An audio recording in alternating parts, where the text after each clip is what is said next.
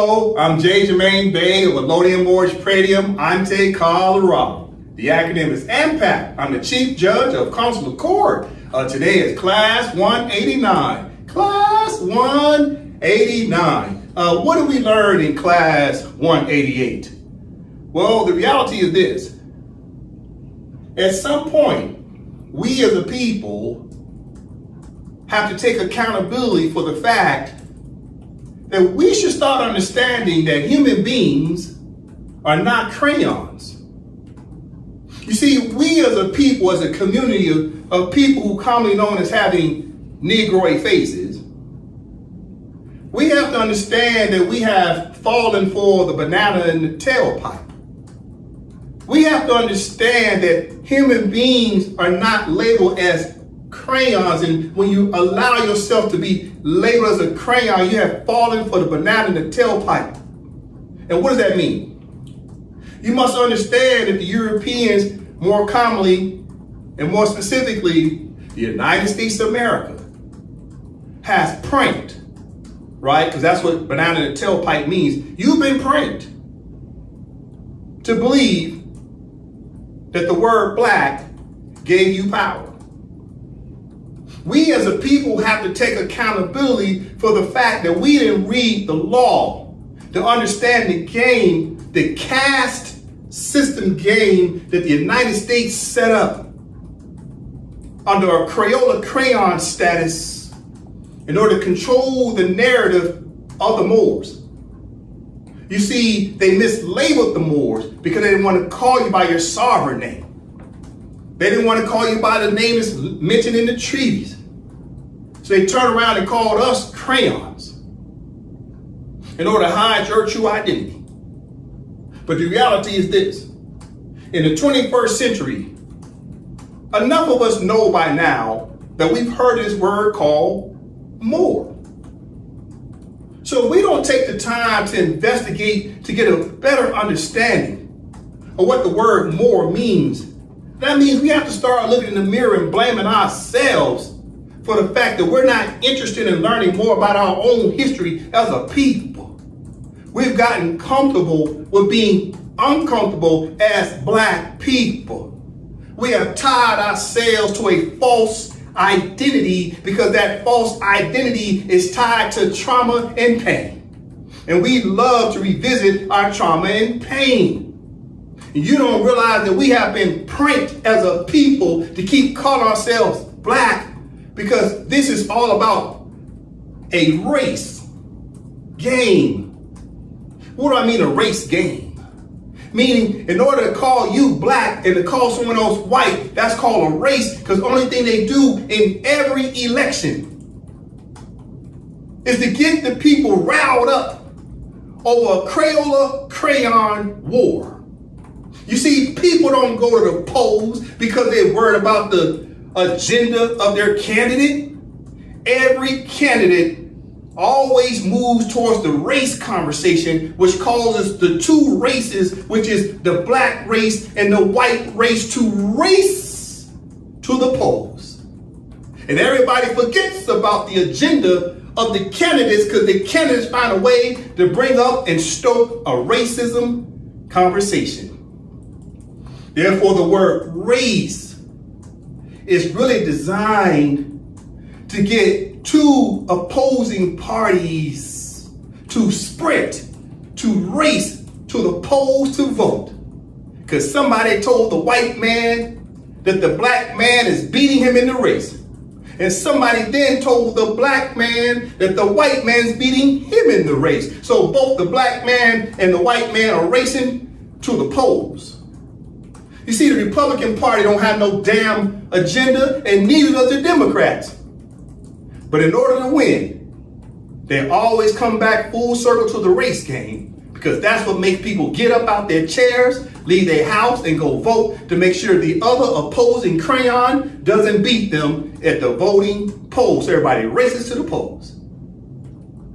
And we as a people have fallen for the banana in the tailpipe to call ourselves black in order to have an adversarial position with the crayon color white. And the crayon color white is using that terminology to create an adversarial position to get white poor people to get out their chairs to go vote against other black people. It's a game that the candidates play. We ain't caught on yet. But I tell you what, when you stop calling yourself a crayon, i.e. you stop calling yourself black, and you start calling yourself a Moor, guess what's going to happen? The caste system is going to fall apart. You see, there's no such thing as white people if there's no such thing as black people. You see, black people control the entire gambit of this game. And when black people stop calling themselves black and they start calling themselves Moor, then they're going to leave this white man in a Crayola crayon game all by himself. Because if he's white and nobody else is a crayon color in the game, then he's all by himself. He's going to have to kill off the caste system and stop calling himself white as well. Who's allowing him to call himself white? It is the black people. You're participating in a game he created, and he needed you to participate fully in order for his white game to exist. When you relinquish the word black and you take on your true identity of a Moor, the caste system will fail. And there will be no more white men anymore. Let's get into the class. All right. As the Moors know, I always open up the Constitution. The Constitution is paramount. The Constitution. This is just the cover page for the Constitution. Is 106 articles. Within this Constitution, your nationality is Moroccan. It's for the Moors, commonly known as black people, but you're not black, you're a Moor. And when you read the Constitution and say Moor means Moroccan, your true nationality is Moroccan. You're not a damn crayon. And stop telling your babies they're crayons. You need to read the Constitution, for the Empire of Morocco is all about you. All right, it can be found at the website, commonly known as EOMGOV.com. Let's move on. All right, so when you start to read the Constitution is about helping the Moors, right? Commonly known as Moor subjects, sometimes referred to as black Moors, one word, now black Moors. The Empire of Morocco will assist you with returning to pledge your allegiance to the Empire of Morocco and its three branches of government, okay? We will assist you with acclimating you back into becoming a Moor again by allegiance. By allegiance, you have to pledge allegiance to the Constitution of the Empire of Morocco and come home and be Moroccans and stop being crayons. You're losing at this game. We'll talk about that today. Let's move on. All right, in class 188, I was starting to take a deeper dive about Barack H. Obama and Mayor Rahm Emanuel. Today we'll pick up right where I left off and start going right into talking about Obama. I know in the last class I said I'd talk about it, but I want to spend a little bit more time in class 189 talking about Barack H. Obama because it's worth talking about, all right? I want to prove to you that he tried to help these people who keep calling themselves a black crayon. He tried to tell you that you're Moor. He tried to point you in the right direction so you would start studying what's commonly known as international law. Barack H. Obama was going abroad over to other countries into an international space. He was trying to get the people who voted for him to follow his movement, to study the things that he was presenting to the people who claim they loved him. If you claim you love Barack H. Obama, then why in the hell wasn't you studying the things that he was pointing out to you? Today we'll point out a few things of what Barack H. Obama was doing in order to drop breadcrumbs for all of the people to follow his lead and then to enforce your rights as indigenous people. All right? Okay. Now, here's the image of Barack H. Obama and Rahm Emanuel, who was the chief of staff of Barack H. Obama during his first term. And then Rahm Emanuel became the mayor of Illinois in 2011 to 2019. Up on the screen, and we're going to learn more about Rahm Emanuel today. We'll go over that. On the screen it says Rahm Emanuel served as chief of staff for President Barack H. Obama from January 2009 to October 2010. Right? So as a brief, what did he do? He then served as the mayor of Chicago, Illinois from 2011 to 2019. In his first year in office, right?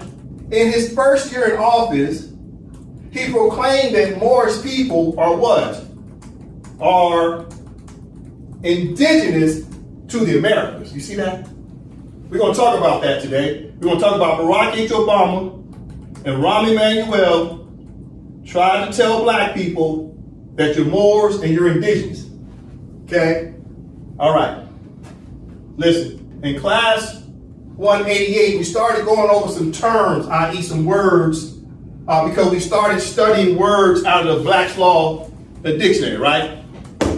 Black's Law Dictionary, right? Hopefully everybody since the last class went out and tried to at least order a Black's Law Dictionary, or at least try to find a PDF version of the Black's Law Dictionary, 4th edition or whatever edition you want, right? If you do not have a Black's Law Dictionary or PDF version, you can always reach out to the Empire Morocco's email address, okay? The email address can be found at the end of this class, and we'll send you a PDF version.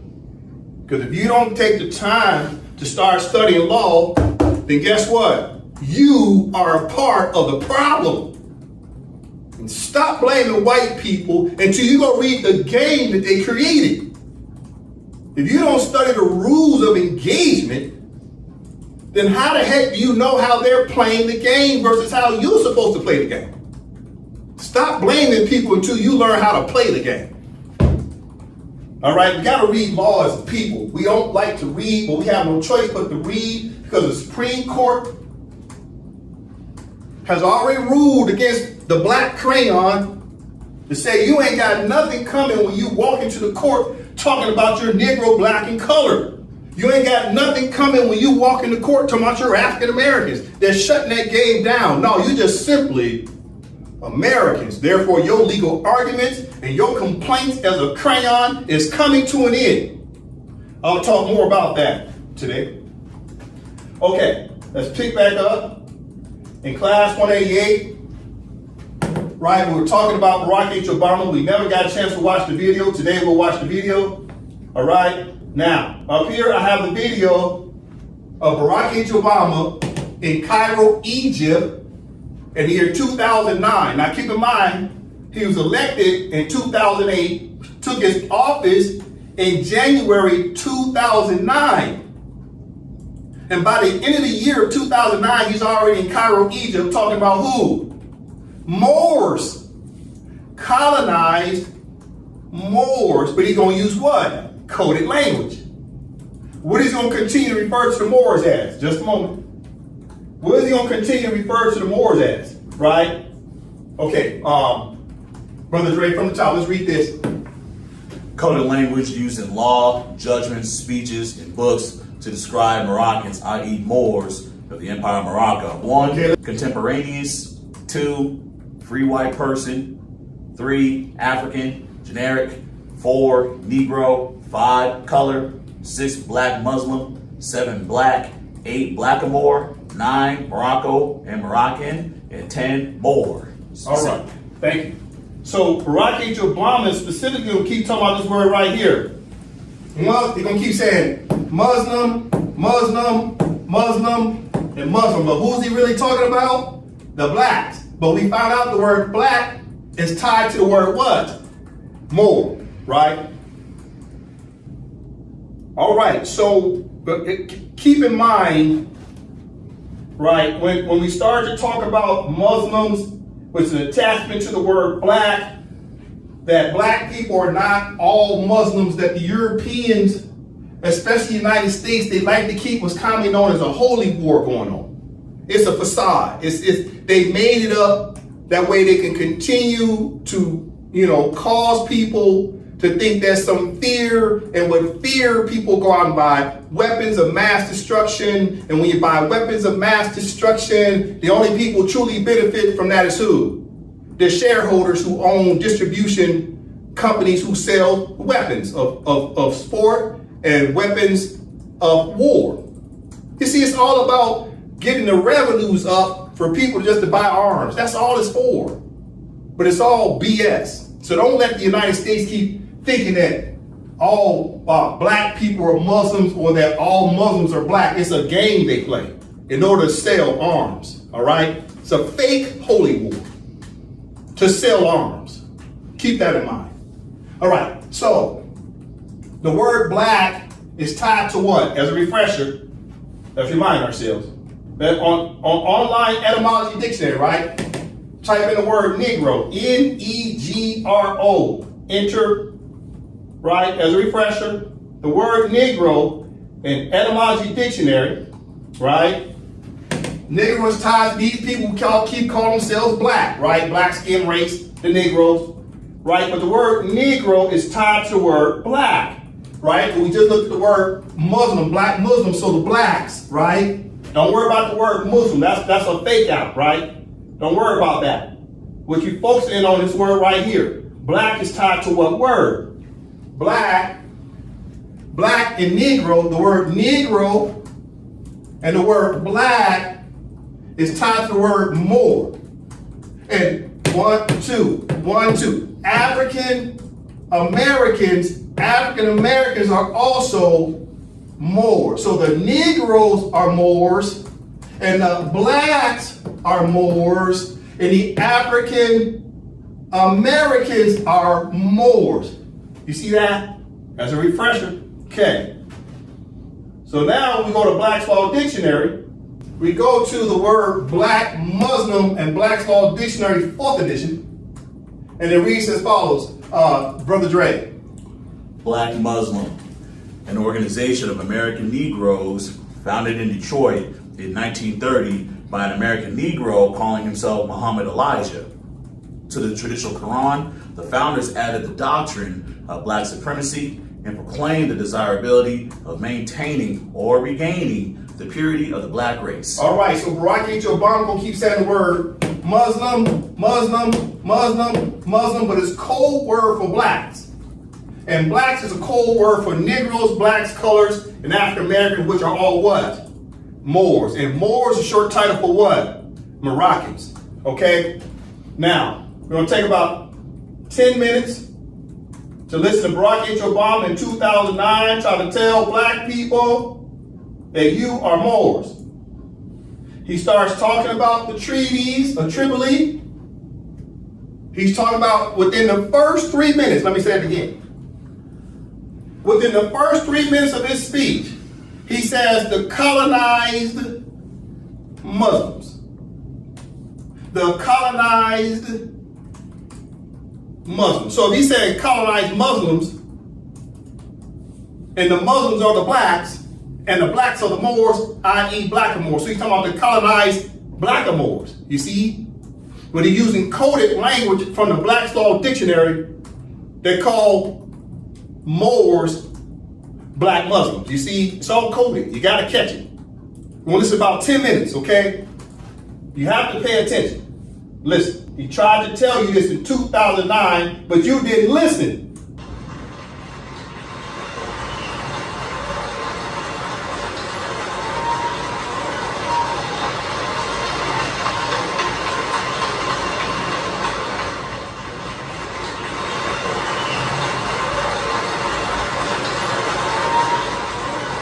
Ladies and gentlemen, the President of the United States.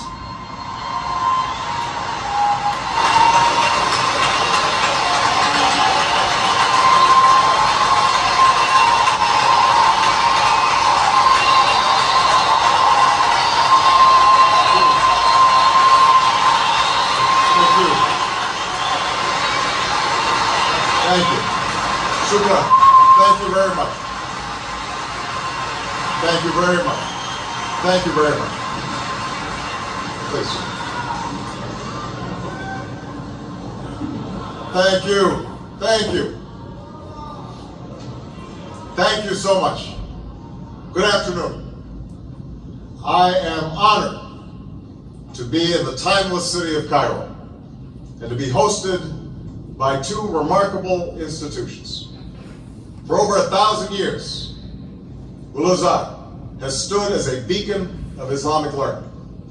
And for over a century, Cairo University has been a source of Egypt's advancement. And together, you represent the harmony between tradition and progress.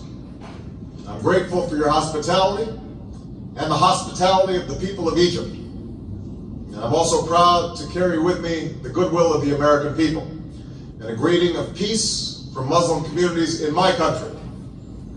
Assalamu alaikum.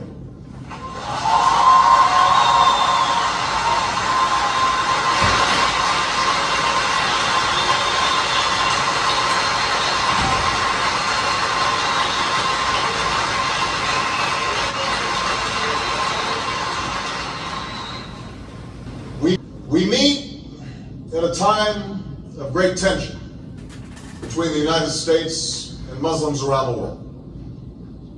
Tension rooted in historical forces that go beyond any current policy debate. The relationship between Islam and the West includes centuries of coexistence and cooperation, but also conflict and religious wars. More recently, tension has been fed by colonialism that denied rights and opportunities to many Muslims, and a Cold War in which Muslim majority... Pause. Did you hear that? Let's rewind it again. Within the first 3 minutes of his speech, he talked about colonized Muslims. He's not talking about the Arabs. He's talking about the Moors. Listen, just a moment. Let's back it up. More recently, tension has been fed by colonialism that denied rights and opportunities to many Muslims, and a Cold War in which Muslim majority countries were too often treated as proxies without regard to their own aspirations. Moreover, the sweeping change brought by modernity and globalization led many Muslims to view the West as hostile to the traditions of Islam. Violent extremists have exploited these tensions in a small but potent minority of Muslims. The attacks of September 11, 2001, and the continued efforts of these extremists to engage in violence against civilians has led some in my country to view Islam as inevitably hostile not only to America and Western countries, but also to human rights. All this has bred more fear and more mistrust. So long as our relationship is defined by our differences, we will empower those who sow hatred rather than peace, those who promote conflict rather than the cooperation that can help all of our people achieve justice and prosperity. And this cycle of suspicion and discord must end. I've come here to Cairo to seek a new beginning between the United States and Muslims around the world, one based on mutual interest and mutual respect, and one based upon the truth that America and Islam are not exclusive and need not be in competition. Instead, they overlap and share common principles, principles of justice and progress, tolerance, and the dignity of all human beings. I do so recognizing that change cannot happen overnight. I know there's been a lot of publicity about this speech, but no single speech can eradicate years of mistrust. Nor can I answer in the time that I have this afternoon all the complex questions that brought us to this point. But I am convinced that in order to move forward, we must say openly to each other the things we hold in our hearts, and that too often are said only behind closed doors. There must be a sustained effort to listen to each other, to learn from each other, to respect one another, and to seek common ground. As the Holy Quran tells us, be conscious of God and speak always the truth.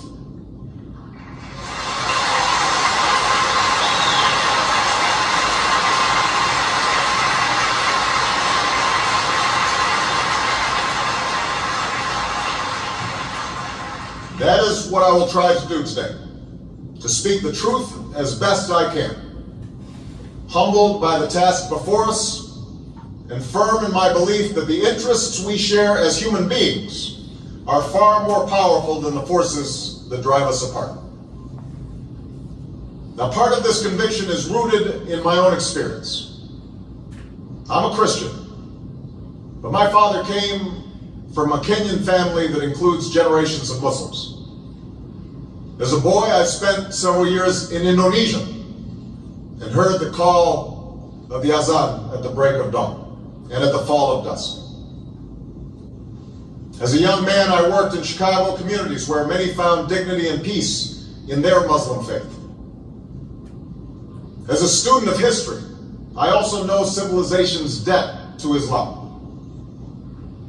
It was Islam at places like Uluzawa that carried the light of learning through so many centuries, paving the way for Europe's Renaissance and Enlightenment. It was innovation in Muslim communities.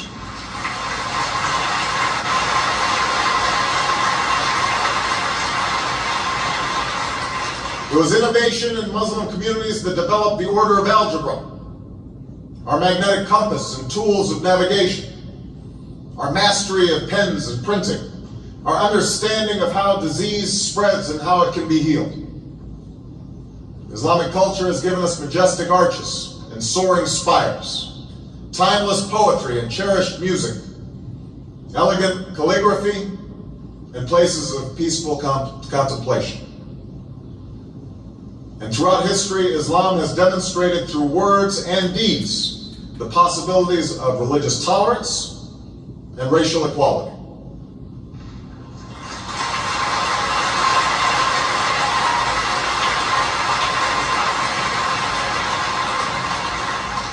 I also know that Islam has always been a part of America's story. Listen. The first nation to recognize my country was Morocco. In signing the Treaty of Tripoli in 1796, our second president, John Adams, wrote, "The United States has in itself no character of enmity against the laws, religion, or tranquility of Muslims." And since our founding, American Muslims have enriched the United States.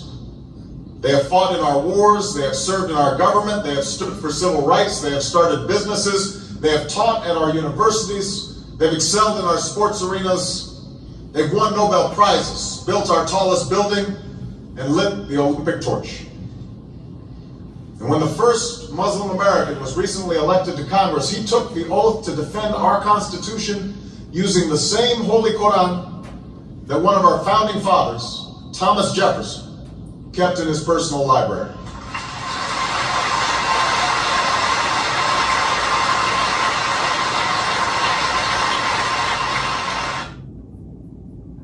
Now that's all in the first 10 minutes of his speech. To tell you about the colonized Muslims, in which the Muslims are the blacks are the Moors, sometimes referred to as the Black Moors. Then he goes on and starts telling you the history of the founding of the United States of America. He starts talking about the treaties, because the treaties are all tied to the Empire of Morocco, the Sultan, and the Moors. He starts telling you about the fact that the athletes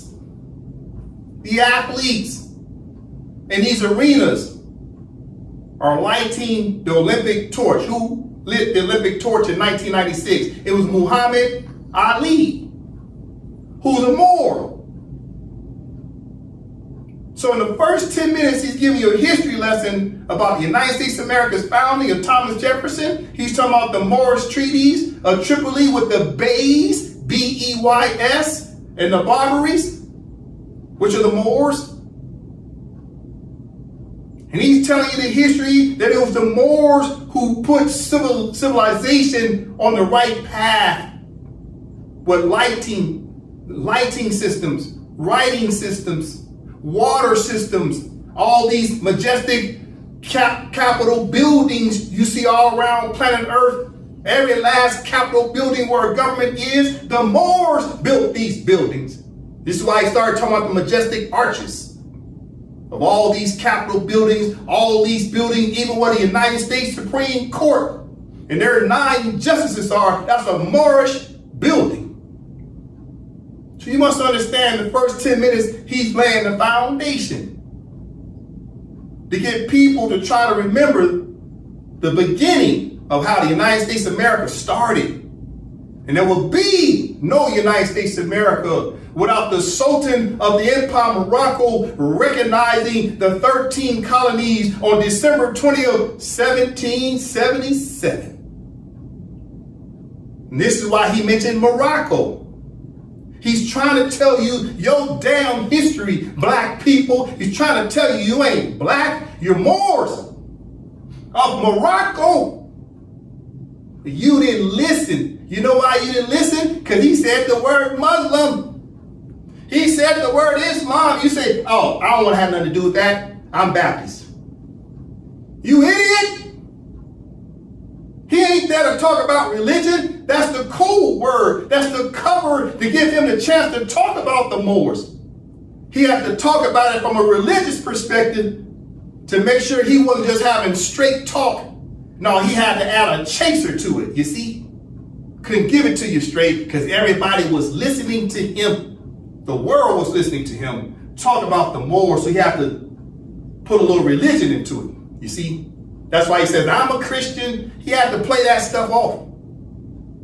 You have to understand the first 10 minutes he's telling you, black people, that you ain't black, you're Moors. Listen, all right. Barack H. Obama mentioned a word called the Treaty of Tripoli. And he started talking about Article 11. He's once again trying to get black people to follow his lead to go read what he was talking about. Listen, what I have up here on the screen is Yale Law School. Everybody knows about Yale. It's a law school, all right? This is their library. He started talking about the Treaty of Tripoli. Now look what he did. Look, he says the Barbary Treaty. You see that? Look what he started talking about. The Barbary treaties, right? He talked about what? Tripoli. You see that? He mentioned the word what? 1796. You see that? This is on Yale Library. Listen. Okay. Now, when you take a look at the Treaty Tripoli, the Barbary treaties, I should say, the Barbary treaties, look what's tied to the Barbary treaties, even though Barack H. Obama mentioned Tripoli, but look, he mentioned Morocco, right?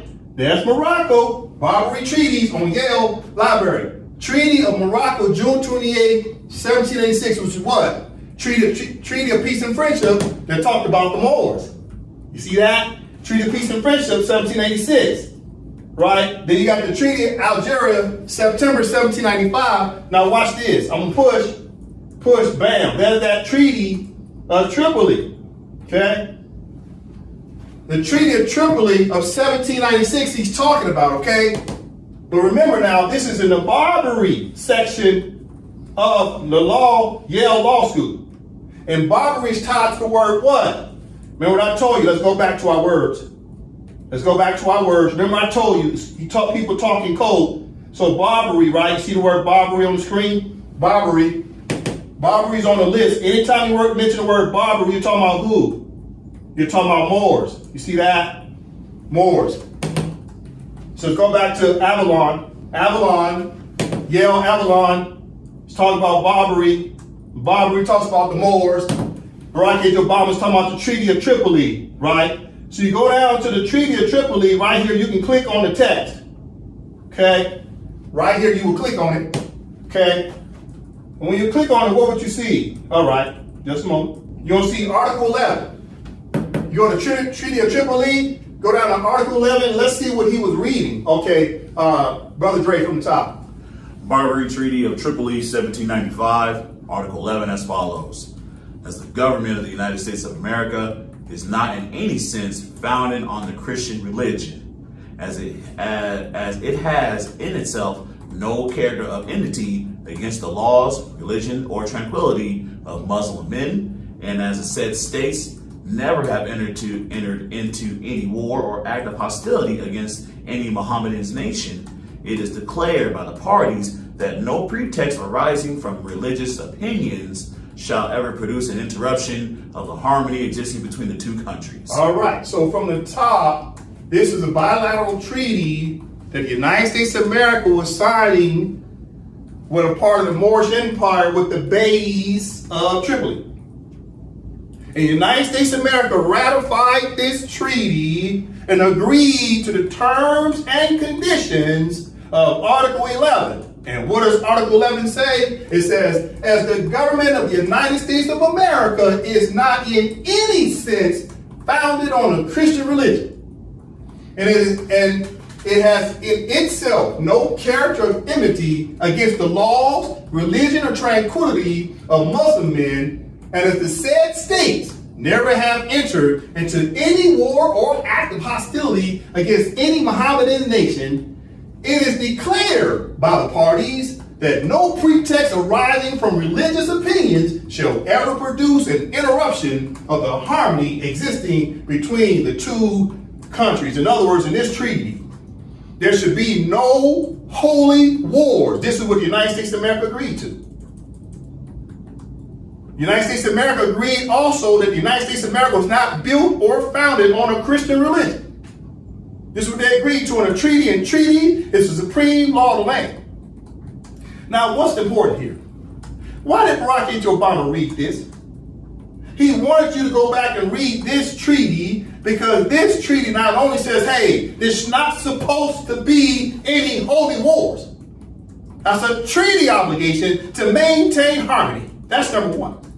Number two, why else did Barack H. Obama read this? He wanted black people who were watching every move he made to go back and read this stuff. And when you went back to read it, you would have found out that all these treaties are tied to who? The Moors. You would have found out all these treaties when you go back to the Treaty of Tripoli, 1796, it's under Barbary. And then if you would have done the research, black people, you would have found out Barbary is tied to the Berbers and the barbarians, who they commonly refer to as the Moors, and the Moors are Moroccans. Listen, let's go back to the list. This is what you would have found out, black people, but you didn't do no research. You just listened to them talk and said, oh, that was a good speech, but you didn't go look up nothing. Okay, brother, Dre from the top, we're going to take it from here, and we're going to read these other 20 words. I'm listening.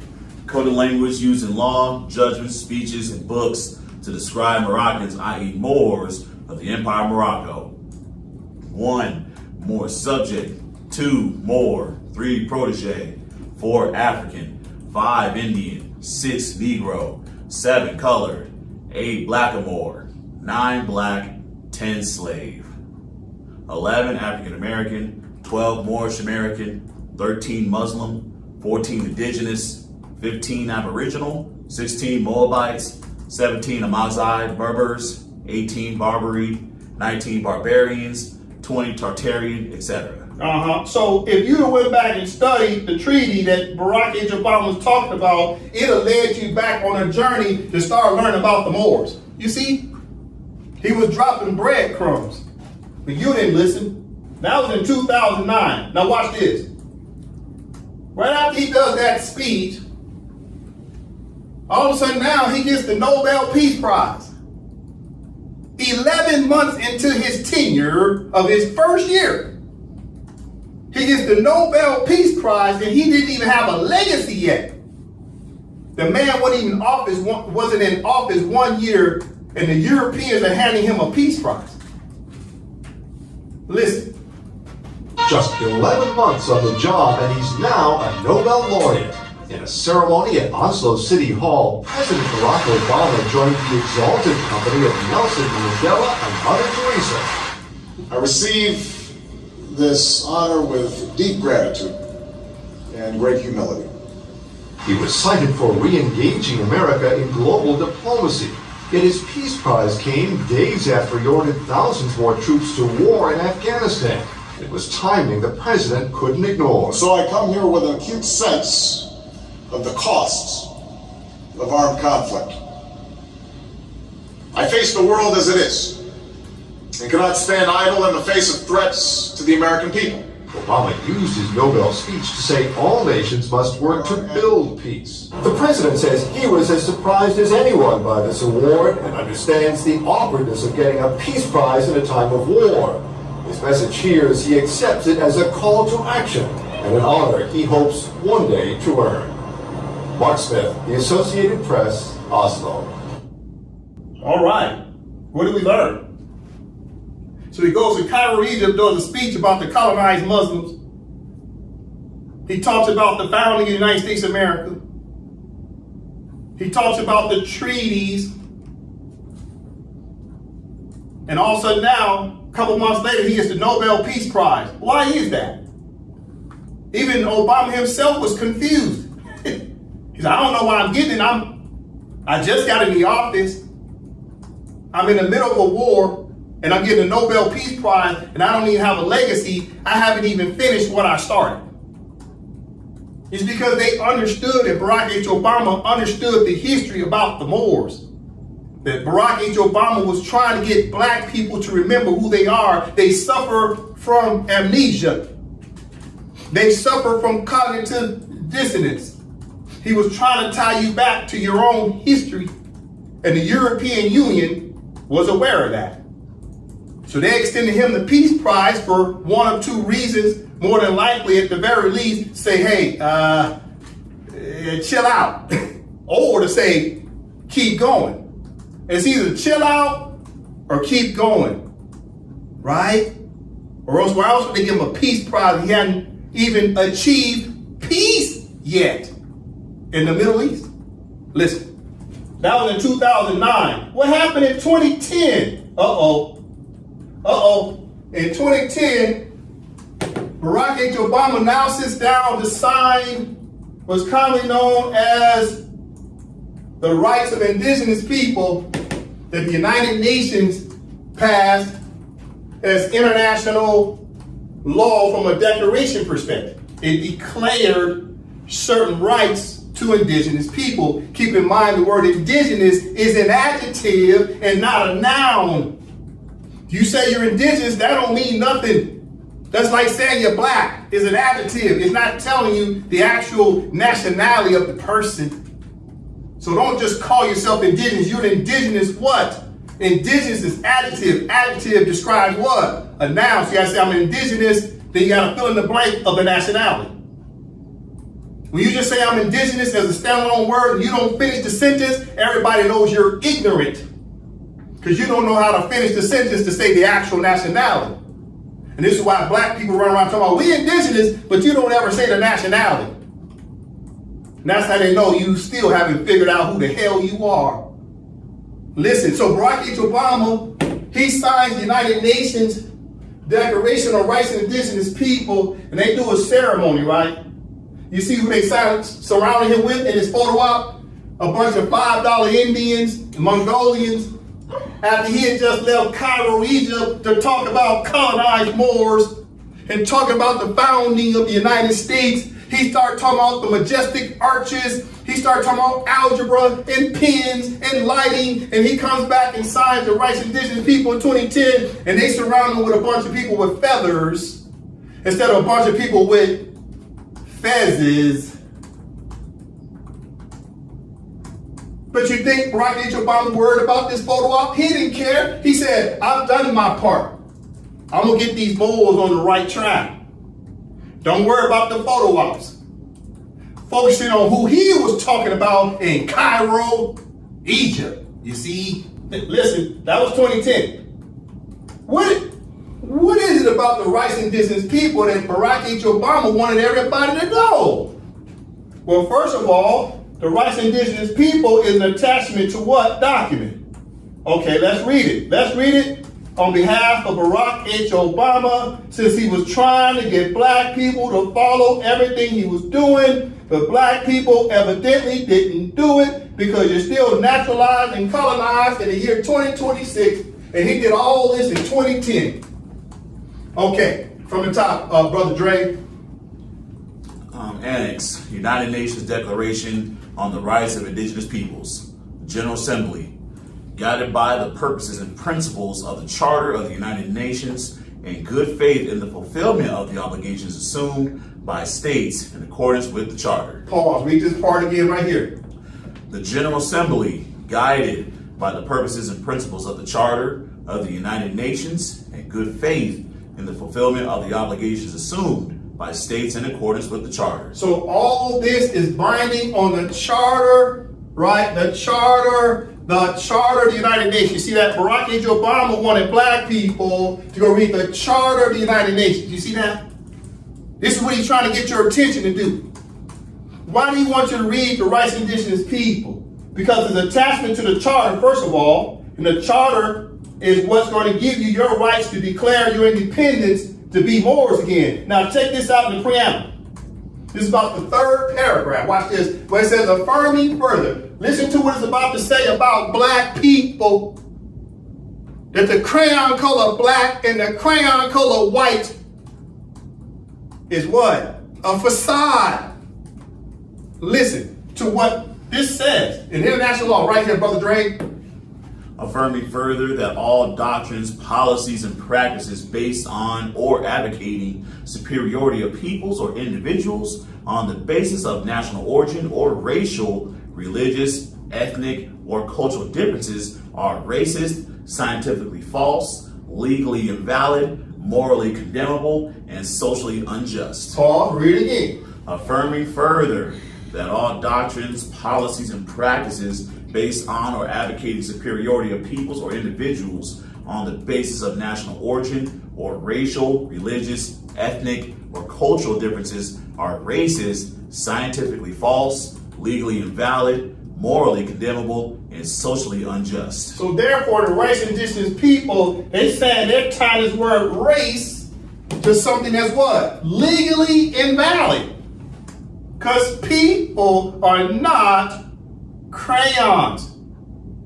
When you call yourself a crayon, that's a legally invalid status. Not only is it legally invalid, which means it's against the law. The law of what? The law of man, the law of human beings. Human beings are not crayons. It goes against nature's law and common law. Guess what else it says? It's scientifically false. What's scientifically false? People are not crayons. There's no such thing as black people. There's no such thing as white people. There's people with nationalities such as American and Moroccan, but there's no blacks and whites. What else is it? It is what? This is what Barack H. Obama knew. He was trying to get your attention, black people, that what? Talking about race is what? Is what? Morally condemnable. It lacks good moral character when you keep calling people crayons. Human beings are not crayons. There's no such thing as black and white people. People have nationalities, Moroccan or American. What else? It's what? It is socially unjust to keep calling people by a race. You see that? This is what Barack H. Obama wants you to know. So you got to leave this racist conversation alone, because a racist conversation is legally invalid because people aren't crayons. People ain't white and people aren't black. And this is what Barack H. Obama was trying to point you to. Did you go read it, black people? No. Listen. What supports the rights of indigenous people in this paragraph when it says racial or racist things are scientifically false and legally invalid? You see that word, legally invalid? Legally invalid. That's important. International law is saying race is legally invalid. Watch. Watch what Black's Law Dictionary says. Look what Black Law Dictionary says. All right, Black's Law Dictionary, 4th edition, the word color. You're talking about the 5 crayon families, right? What's the 5 crayon families? It's what? White, black, brown, yellow, and red, right? The 5 crayon families. That's listed under what? Color. Look what it says in the Black Law Dictionary that supports the rights of indigenous people preamble that says talking about race is legally invalid. Watch this. Definition of color, Black Law Dictionary, Brother Dre. Color, an appearance, semblance, or simulacrum as distinguished from that which is real. A prima facie or apparent right. Hence a deceptive appearance, a plausible assumed exterior, concealing a lack of reality, a disguise or pretext. Pause, read it again. Color, an appearance, semblance, or simulacrum, as distinguished from that which is real, a prima facie or apparent right, hence a deceptive appearance, a plausible assumed exterior, concealing a lack of reality, a disguise or pretext. Pause. So therefore, under color, it lacks reality, therefore it's what? Legally invalid. Okay, let's support that down here. Continue. In pleading, ground of action admitted to subsist in the opposite party by the pleading of one of the parties to an action, which is so set out as to be apparently valid, but which is in reality legally insufficient. So therefore, the word color is about what? Is what? Legally insufficient. And it's rendered legally invalid. You see, going back to rights of indigenous people, this is what Barack Obama wanted you to know. Let's go back to it. Let's go back to it. Okay, let's read this preamble part again. Brother Dre from the top. Affirming further that all doctrines, policies, and practices based on or advocating superiority of peoples or individuals on the basis of national origin or racial, religious, ethnic, or cultural differences are racist, scientifically false, legally invalid, morally condemnable, and socially unjust. All right, so therefore the rights of indigenous people, this preamble supports the Black Law Dictionary under the word color. And you know what happened after that? After Barack H. Obama signed that in 2010, the Supreme Court and the Republican Party and the capitalists was like, okay, we see what Barack H. Obama's up to. He is really trying to help these Moors to wake up. And since he's trying to wake these Moors up, the Republican Party, the capitalists, and the white supremacists got very upset with Barack H. Obama. Very upset. And they started to put together a game plan to start putting federal judges on the benches.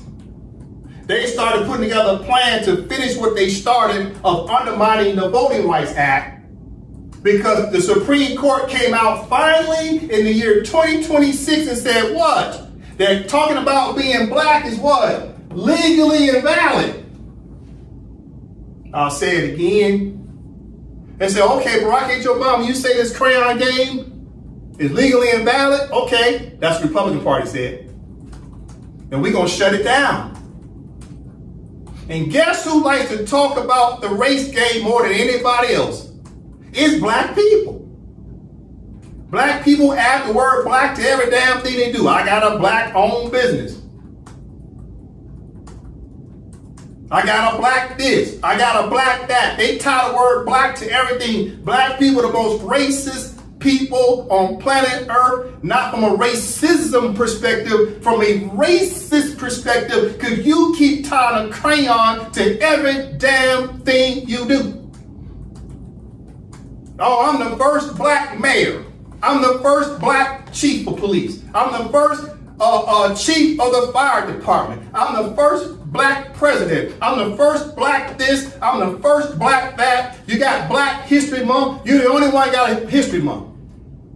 You're the only crayon got a month. You don't realize you've been set up to keep saying the word black. And now the Supreme Court said, okay, Barack H. Obama, you saying the crayon game is over? You say the crayon game is legally invalid because the United Nations also, and its member states, said the crayon game is invalid?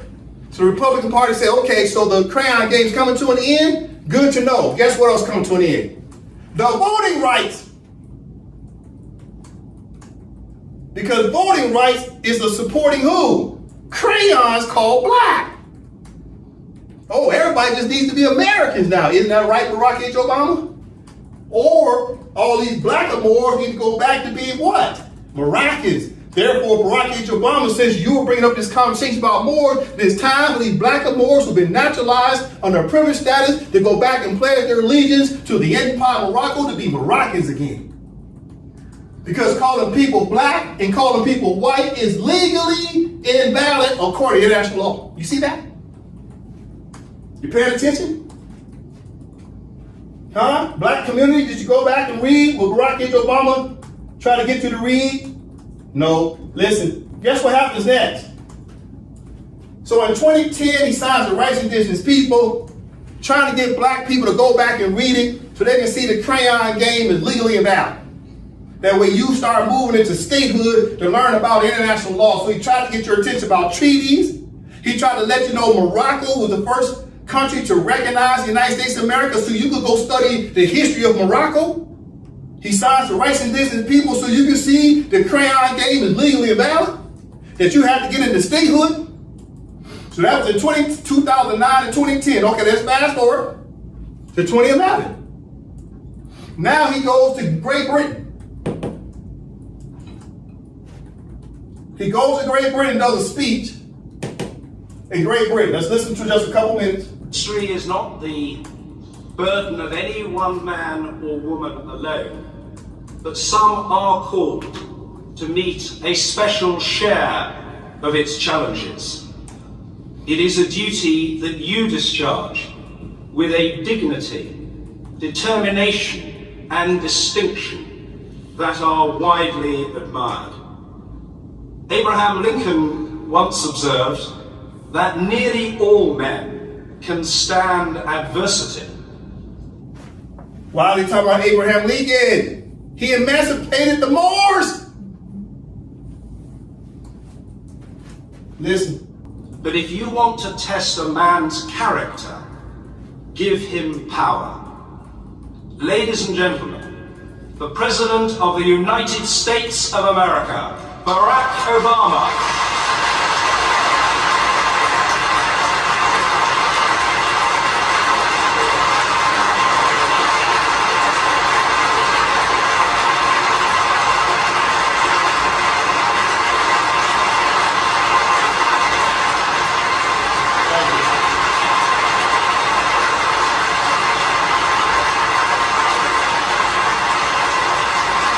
Thank you very much. Thank you.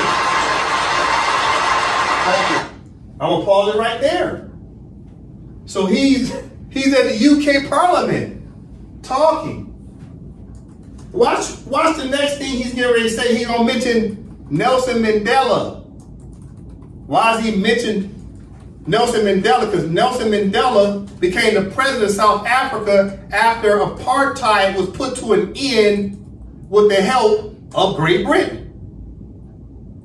Listen. Thank you so much. My Lord Chancellor, Mr. Speaker, Mr. Prime Minister, my lords and members of the House of Commons,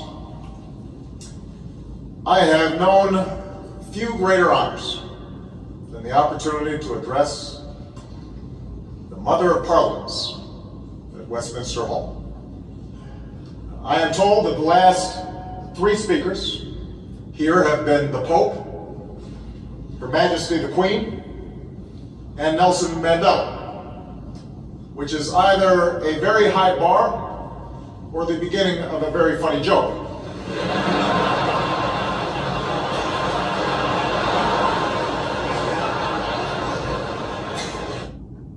All right. So he wanted to make sure he said, I know whose last was here, Nelson Mandela. You're dealing with what? Ending apartheid, which is a part of colonialism. You see, apartheid is an act of colonialism, and Great Britain helped the South Africans to put an end to apartheid, Nelson Mandela became the president, I think around the year 1994, because of Great Britain's help. So Barack H. Obama's in Great Britain, letting Great Britain know now is the time to start to assist with these emancipated Moors, as how the British opened up this speech. What he said, he talked about Abraham Lincoln. And all the presidents the parliament could have talked about, they opened up talking about Abraham Lincoln, who emancipated the Moors. You see? And here's Barack H. Obama, who just left Cairo, Egypt, talking about who? The colonized Muslims. The colonized Muslims are the blacks, and the blacks are the blackamoors, i.e. the Moors. You see? See how it's lining up? And listen, was black people following this? No, you had no clue what he was up to, did you? No, just admit it. You didn't know, and you didn't do the research to find out. Listen, I have some timelines up here. We're going to get to all these timelines. Just give me a moment. Brother Dre from the top. Timeline of Barack H. Obama activities in connection to the Moors. 1. Obama goes to Cairo, Egypt in June 2009. 2. Obama wins the Nobel Peace Prize in October 2009. 3. Obama signs the Rights of Indigenous Peoples December 2010. 4. Obama goes to Great Britain in April 2011. Why? Britain was the first to end slavery in 1807 through 1833. Why? Britain was the first to naturalize the Moors in 1856. Why? Britain extended extraterritorial jurisdiction in 1936. Why? Britain ended colonization in Egypt in 1956. Why? Britain helped end apartheid in South Africa in the 1980s. All right. So Barack H. Obama, through his timeline, everything he's done since 2009 leading up to the year 2011 is all in connection to talking about the Moors. This is why the UK's parliament opened up talking about Abraham Lincoln, was an attachment to what? The 13th, 14th, and 15th Amendment of the United States that had everything to do with the Moors who have been naturalized, i.e. adopted to become American citizens. And Great Britain was one of the first countries to abolish slavery. Great Britain was the first country to get permission from the Sultan of the Empire of Morocco to naturalize the Moors, to give them British nationality instead of slavery. Then Great Britain did what? Great Britain ended extraterritorial jurisdiction in 1936, was relinquished any jurisdiction over a consular court. Because it's supposed to be the Moors sitting in consular court. Great Britain relinquished that jurisdiction, saying the Moors can have that court back. They were the first, not the first to do it, but they certainly did it in 1936. Great Britain ended colonization in Egypt in 1956. Why is that date important in 1956? That's the same year Muhammad V stepped down as Sultan. That's the same year that the Treaty of Fez of 1912 was dissolved in 1956. This year, 1956, is a very important year. Where even Great Britain removed colonialism from Egypt, and this is why Barack H. Obama went to Egypt, because it symbolized to Great Britain, colonialism must come to a speedy end. Apartheid must come to a speedy end. Naturalization must come to a speedy end. Slavery must come to a speedy end. And Great Britain was a beacon that was always either the first ones to do it, or certainly they were a part of the conversations to encourage or to be an advocate for other European countries and other countries on planet Earth to stop slavery, to stop apartheid, to stop colonialism. The only thing left on the list is what? Naturalization. You see, that's the last thing on the list to end. It's time to end the naturalization of the Moors. However, the Moors themselves have to declare that they want to pledge their allegiance back to the Empire of Morocco, but Barack H. Obama was there talking to Great Britain saying, you guys have been what? You've been a beacon of light. Please talk to the United States to get the United States to understand it's time to end naturalization and colonization in what's commonly known as North America. You got to see why he's dropping these breadcrumbs, and he wanted black people to follow his every move and study what he was doing. Listen, back to Rahm Emanuel and Barack H. Obama. Now here comes the year 2011. In 2011, right? Barack H. Obama goes to Great Britain. He has his speech. Great Britain opens up talking about Abraham Lincoln. Here comes Rahm Emanuel in the same year of 2011 to support what Barack H. Obama did in Egypt and to support what Barack H. Obama did in where? Great Britain. And support what Barack H. Obama did in signing the rights of indigenous people to start looking at the fact that the crayon status is legally invalid. Listen, Rahm Emanuel writes a proclamation. It says, Office of the Mayor, City of Chicago, proclamation, Rahm Emanuel, Mayor. Okay, we're going to read it, and you're going to see Rahm Emanuel said the Moors are indigenous. Now, keep in mind, he's going to say Moorish Americans is because the Moors have been naturalized to be American citizens. But the Moors now have to pledge their allegiance back to Empire Morocco to be Moroccans instead of Americans. Okay, Brother Dre, from the top, Rahm Emanuel's proclamation from the top.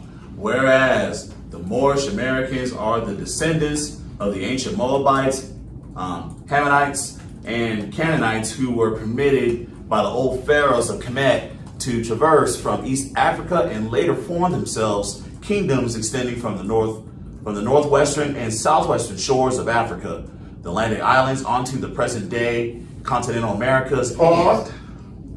So Barack H. Obama goes to Egypt. Rahm Emanuel says, yeah, I'm going to start this letter on talking about how the Moors was in Egypt and went westbound and even into the continent of the Americas centuries and millenniums ago. Okay, let's take it from the top. Whereas the Moorish Americans are the descendants of the ancient Moabites, Hammonites, and Canaanites who were permitted by the old pharaohs of Kemet to traverse from East Africa and later form themselves kingdoms extending from the northwestern and southwestern shores of Africa, the Atlantic islands onto the present day continental Americas, and whereas the indigenous Moorish peoples of the Americas are now united in order to again link themselves with the family of nations. Pause, read this part again. Whereas the indigenous Moorish peoples of the Americas are now united in order to again link themselves with the family of nations and... Pause. So Rahm Emanuel saying this in 2011. Now keep in mind now, when Barack H. Obama signed the photo, he did the photo op to sign the rights of indigenous people. Look who they put around, a bunch of people wearing feathers. Do those look like Moors? No, it was a photo op. It was a facade. But Barack H. Obama knew what he's doing, and the European Union knew what he's doing too, and so did the Republican Party. Because Rahm Emanuel comes back to solidify that Barack H. Obama was not signing the rights of indigenous people for people who going around who making totem poles out of wood. No, he was signing the rights of indigenous people for the Moors who built all these megalithic stone buildings out of lime, quartz, and everything else you can think of. You see? Not wooden totem pole people. Listen, let's start right here. Whereas the indigenous Moorish peoples of the Americas... Pause. Read it again. Whereas the indigenous Moorish peoples of the Americas... Pause. Read it again. Whereas the indigenous Moorish peoples of the Americas are now united in order to again link themselves with the family of nations, and whereas the Moorish Americans, being aboriginal to the territories of North, Central, and South Americas... Pause. Read it again. Whereas the Moorish Americans, being aboriginal to the territories of North, Central, and South America. So Rahm Emanuel is telling everybody these Moors are indigenous and these Moors are aboriginal. And the Republican Party is like, what the hell is going on around here? The capitalist regime is like, I cannot believe this is happening. And the Supreme Court is now receiving orders that this is not a drill, this is real. It's time to make our move. Because Barack H. Obama and Rahm Emanuel is starting to wake up the Moors from the highest offices of the President of the United States. And from one of the highest offices of Chicago, Illinois, which is the mayor, waking up the Moors and saying it's legal, that this crayon game is legally invalid, therefore the black and white game is coming to an end. So the Republican Party is like, okay, it's time to make our move. Barack H. Obama is being aggressive. Rahm Emanuel is being aggressive. It's time for the Republican Party to match that as a countermeasure, so they start to bring in federal judges. That way the federal judges can control the narrative of the Constitution of the United States and start to undermine the Naturalization Act of the 14th Amendment and the Voting Rights Act by utilizing federal judges to undermine federal laws that recognize black people's rights. You see? Let's read again, Brother Dre. Whereas the Moorish Americans, being aboriginal to the territories of North, Central, and South Americas, have formed a sovereign theocratic government guided by the command principles of love, truth, peace, freedom, and justice through virtue of the universal right to self-determination, as well as with the Declaration on the Rights of Indigenous Peoples guaranteed in the Charter. Pause. Read this part right here. Let's start from the top. Whereas the Moorish Americans, being aboriginal to the territories of North, Central, and South Americas, have formed a sovereign theocratic government guided by the command principles of love, truth, peace, freedom, and justice through virtue of the universal right to self-determination, as well as with... Pause. As well as with what? The Declaration on the Rights of Indigenous Peoples. Pause. Which Barack H. Obama just signed in 2010. Now they tying it to Moorish Americans. Were they tying it to fight all the Indians? No. Rahm Emanuel is confirming this is about Moors. Then it continues. Rahm Emanuel then gives a guarantee. Look what Rahm Emanuel tried to tell black people to go read. Oh, right here, Brother Dre. Guaranteed in the Charter. What charter? Charter of the United Nations. So when you go back and read the rights of indigenous people in the preamble, it said this rights of indigenous people is tied to the Charter of the United Nations.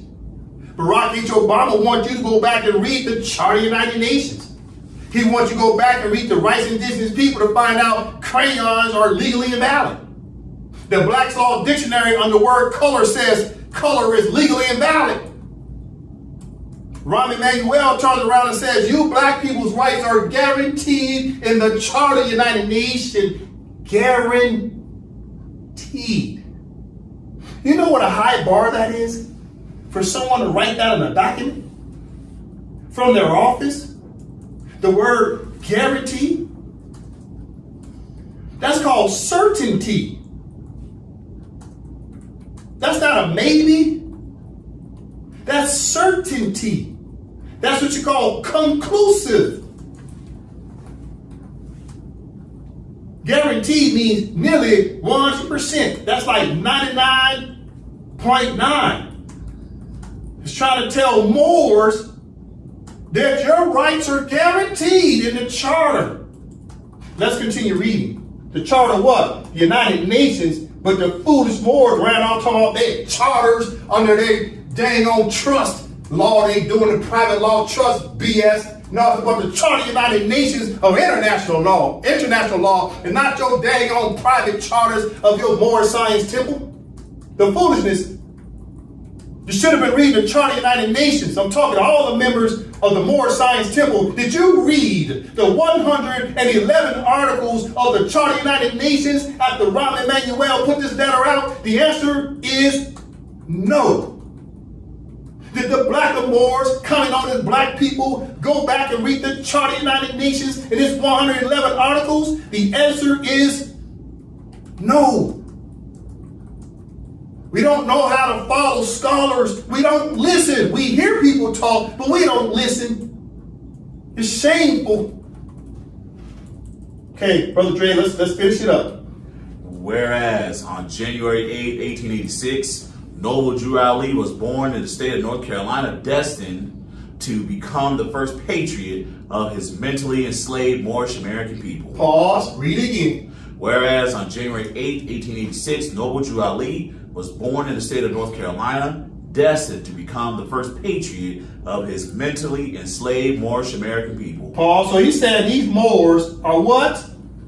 These Moors are mentally enslaved. This is Rahm Emanuel saying this. That Moors are mentally enslaved. Mentally means you still think you're Negro, blacks, and colors. I'm talking about black people who are blackamoors, i.e. Moors. And I'm talking about the members of the Moor Science Temple are also mentally enslaved because someone told you was the true American. No, you're the true Moroccans. And Noble Drew Ali tried to tell you that you're descendants of Moroccans, and you ran off and let the FBI infiltrate and punk you into saying that you are true Americans instead of saying you are true Moroccans. You see what happened? So Moors of the Moor Science Temple and black people in general are still mentally enslaved because you're still dealing with what? Indoctrination by your leaders of your communities. People calling you black, if someone say you're black, they're lying to you. If someone tell you Moorish American, they're lying to you. No, we're just simply Moroccans. From the top again, Brother Dre. Whereas on January 8, 1886, Noble Drew Ali was born in the state of North Carolina, destined to become the first patriot of his mentally enslaved Moorish American people. In 1912, he was later anointed as El Hajj Sharif Abdul Ali by the heads of Egypt and holy city of Mecca to return to the United States as the last prophet and founding father of the newly risen nation of Moorish Americans. As a result of the 13th Amendment, Moorish people were emancipated from slavery in 1865. So now he goes right back to the 13th Amendment, and when Barack H. Obama went to the UK Parliament, the first thing they started talking about is President Abraham Lincoln, who established what? The 13th Amendment. You go back to the 13th Amendment and study that history, you'll see that there are Moors that they were emancipated. Dred Scott was a Moorish subject. Okay, last sentence right here, Brother Dre. Now, therefore, I, Rahm Emanuel, mayor of the city of Chicago, do hereby proclaim January 8th through the 15th, 2012 to be Moorish American Week in Chicago, and urge all residents to recognize the events planned for this time. In other words, Rahm Emanuel set apart a week where the Moors could come out with their feathers on and start to talk about the Moorish history for a complete week in order to give marketing and advertisement to the word Moorish for a whole week.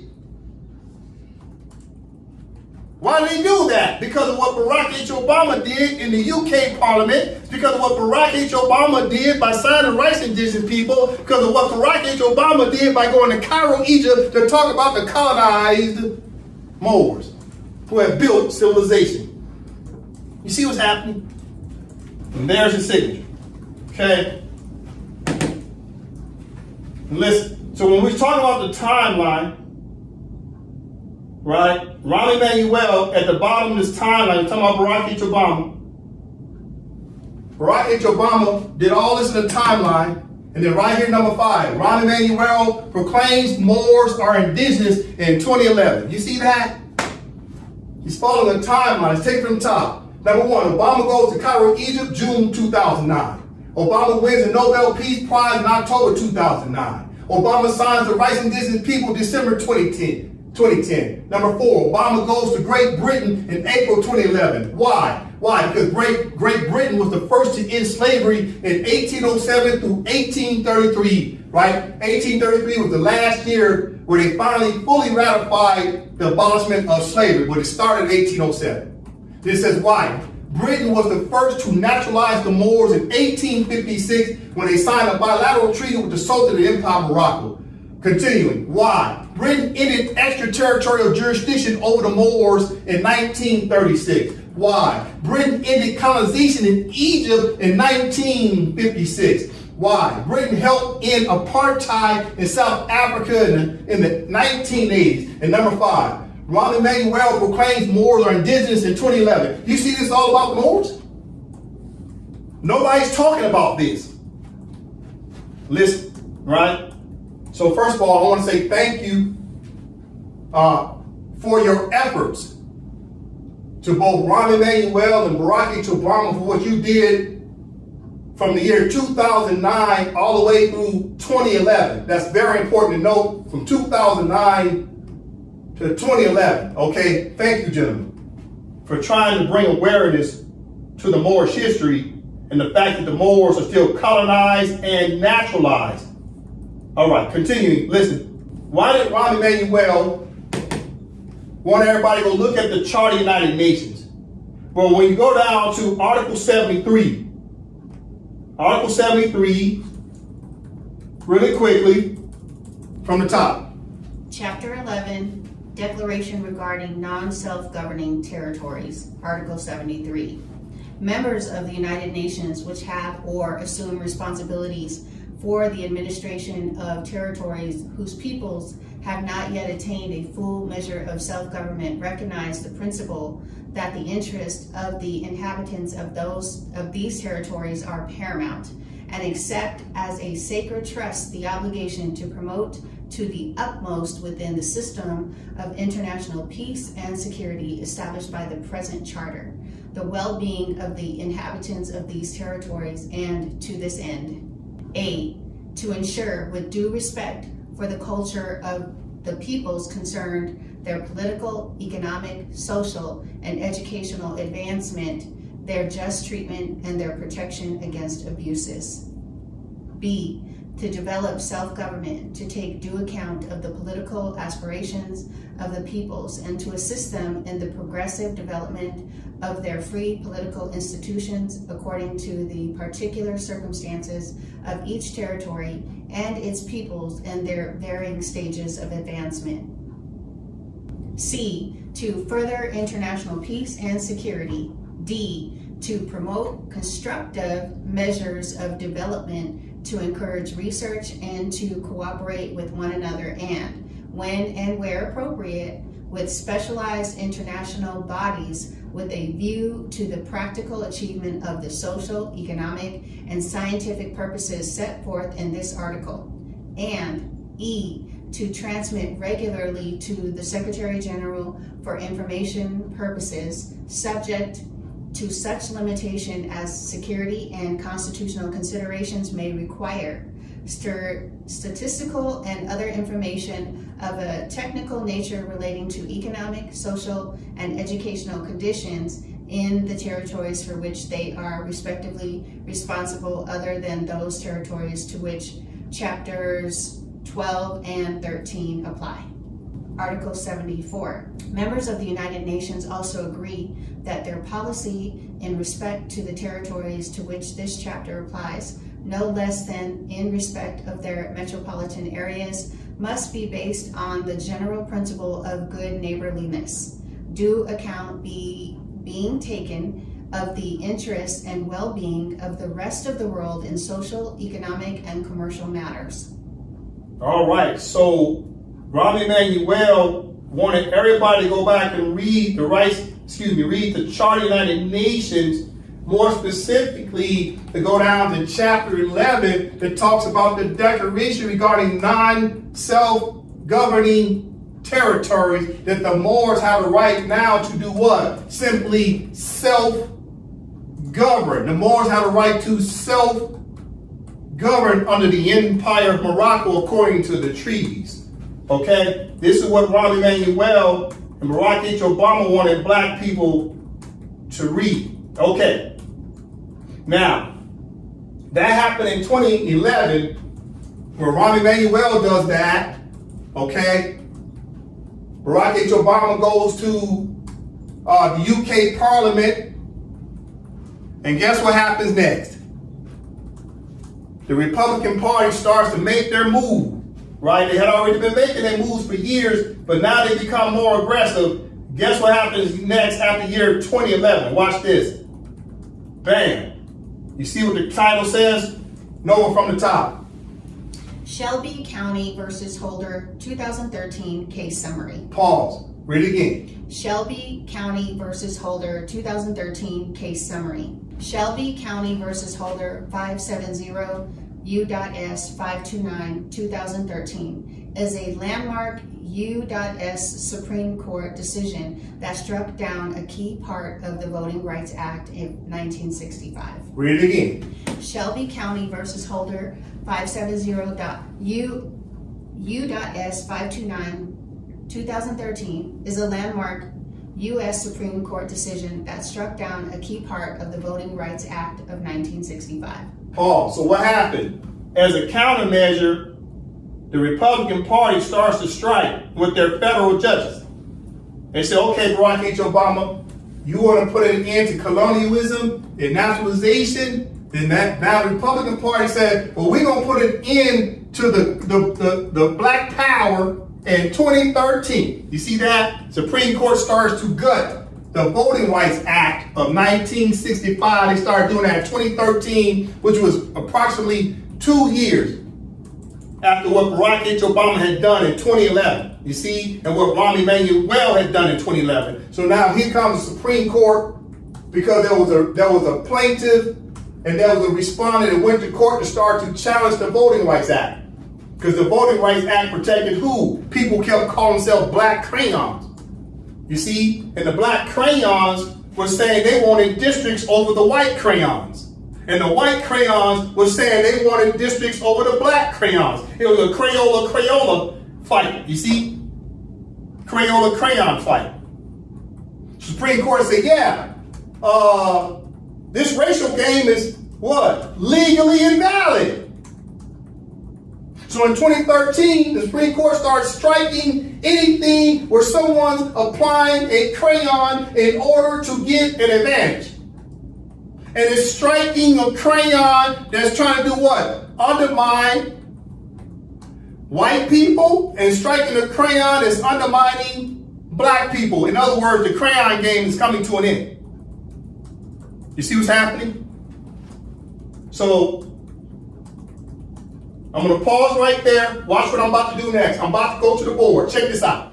Now, the Republican Party is setting forth what's commonly known as countermeasures.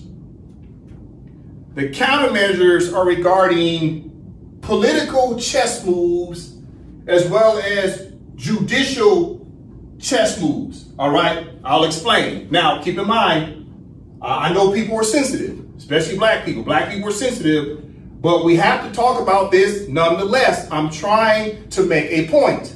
All right, so we have to pay attention and learn from this.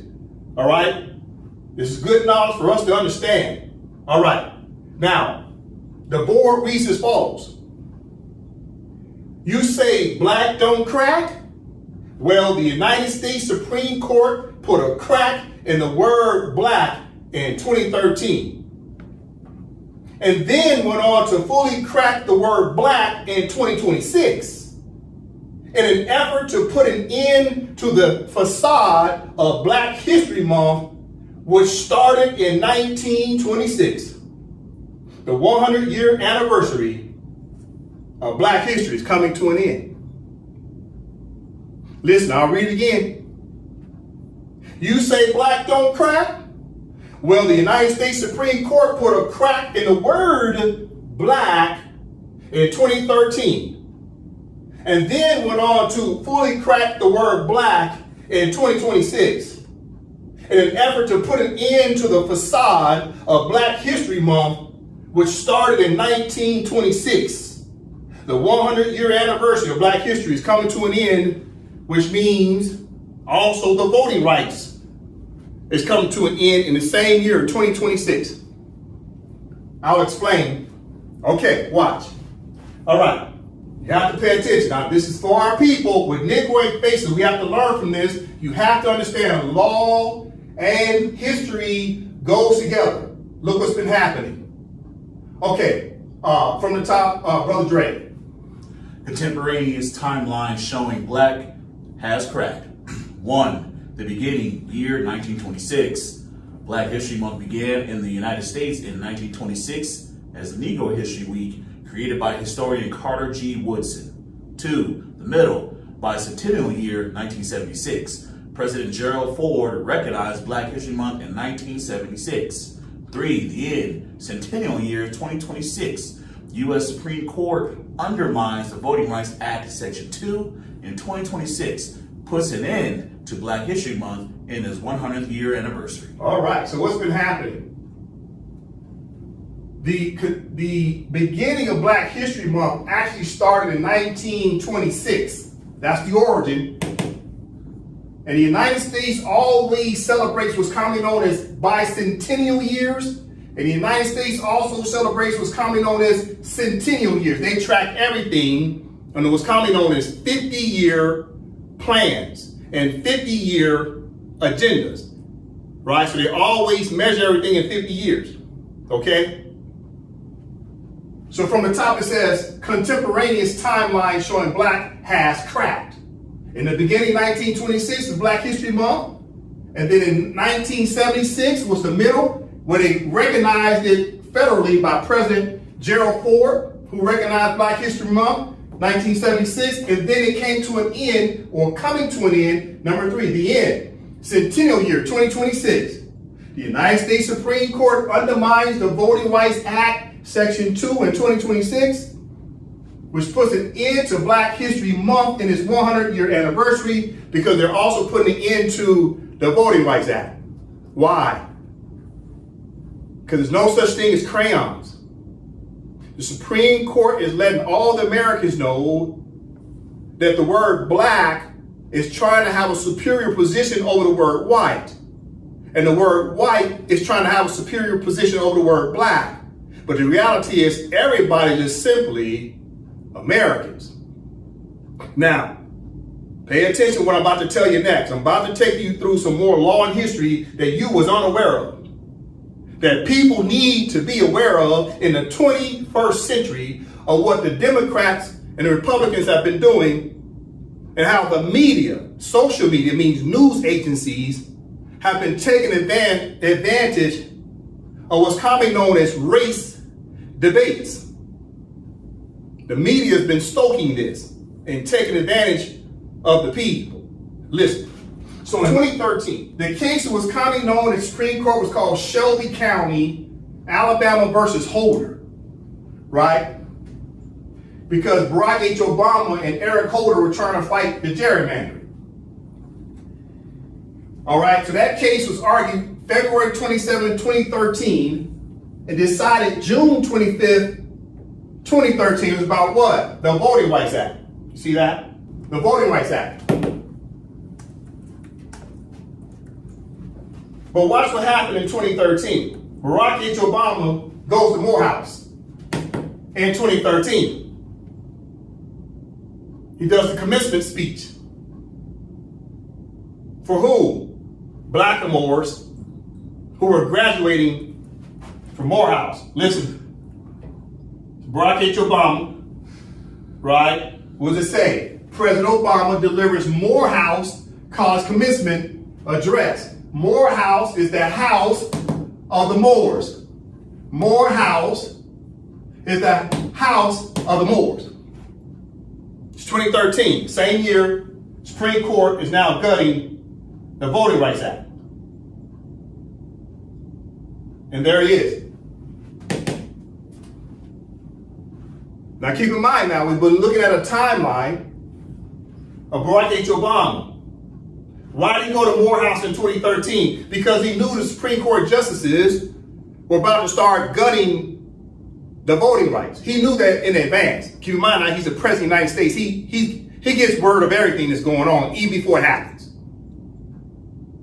So he's staring into the abyss of people who call themselves black. And he knows it's coming to an end. But he goes back to the origin of Moore House, the house of the Moors, where Martin Luther King went to college. And Martin Luther King was the cause and effect. He was the procuring cause as to why the voting rights bill was drafted in the first place. So he goes back to the birthplace of Martin Luther King, where Martin Luther King graduated from the house of the Moors.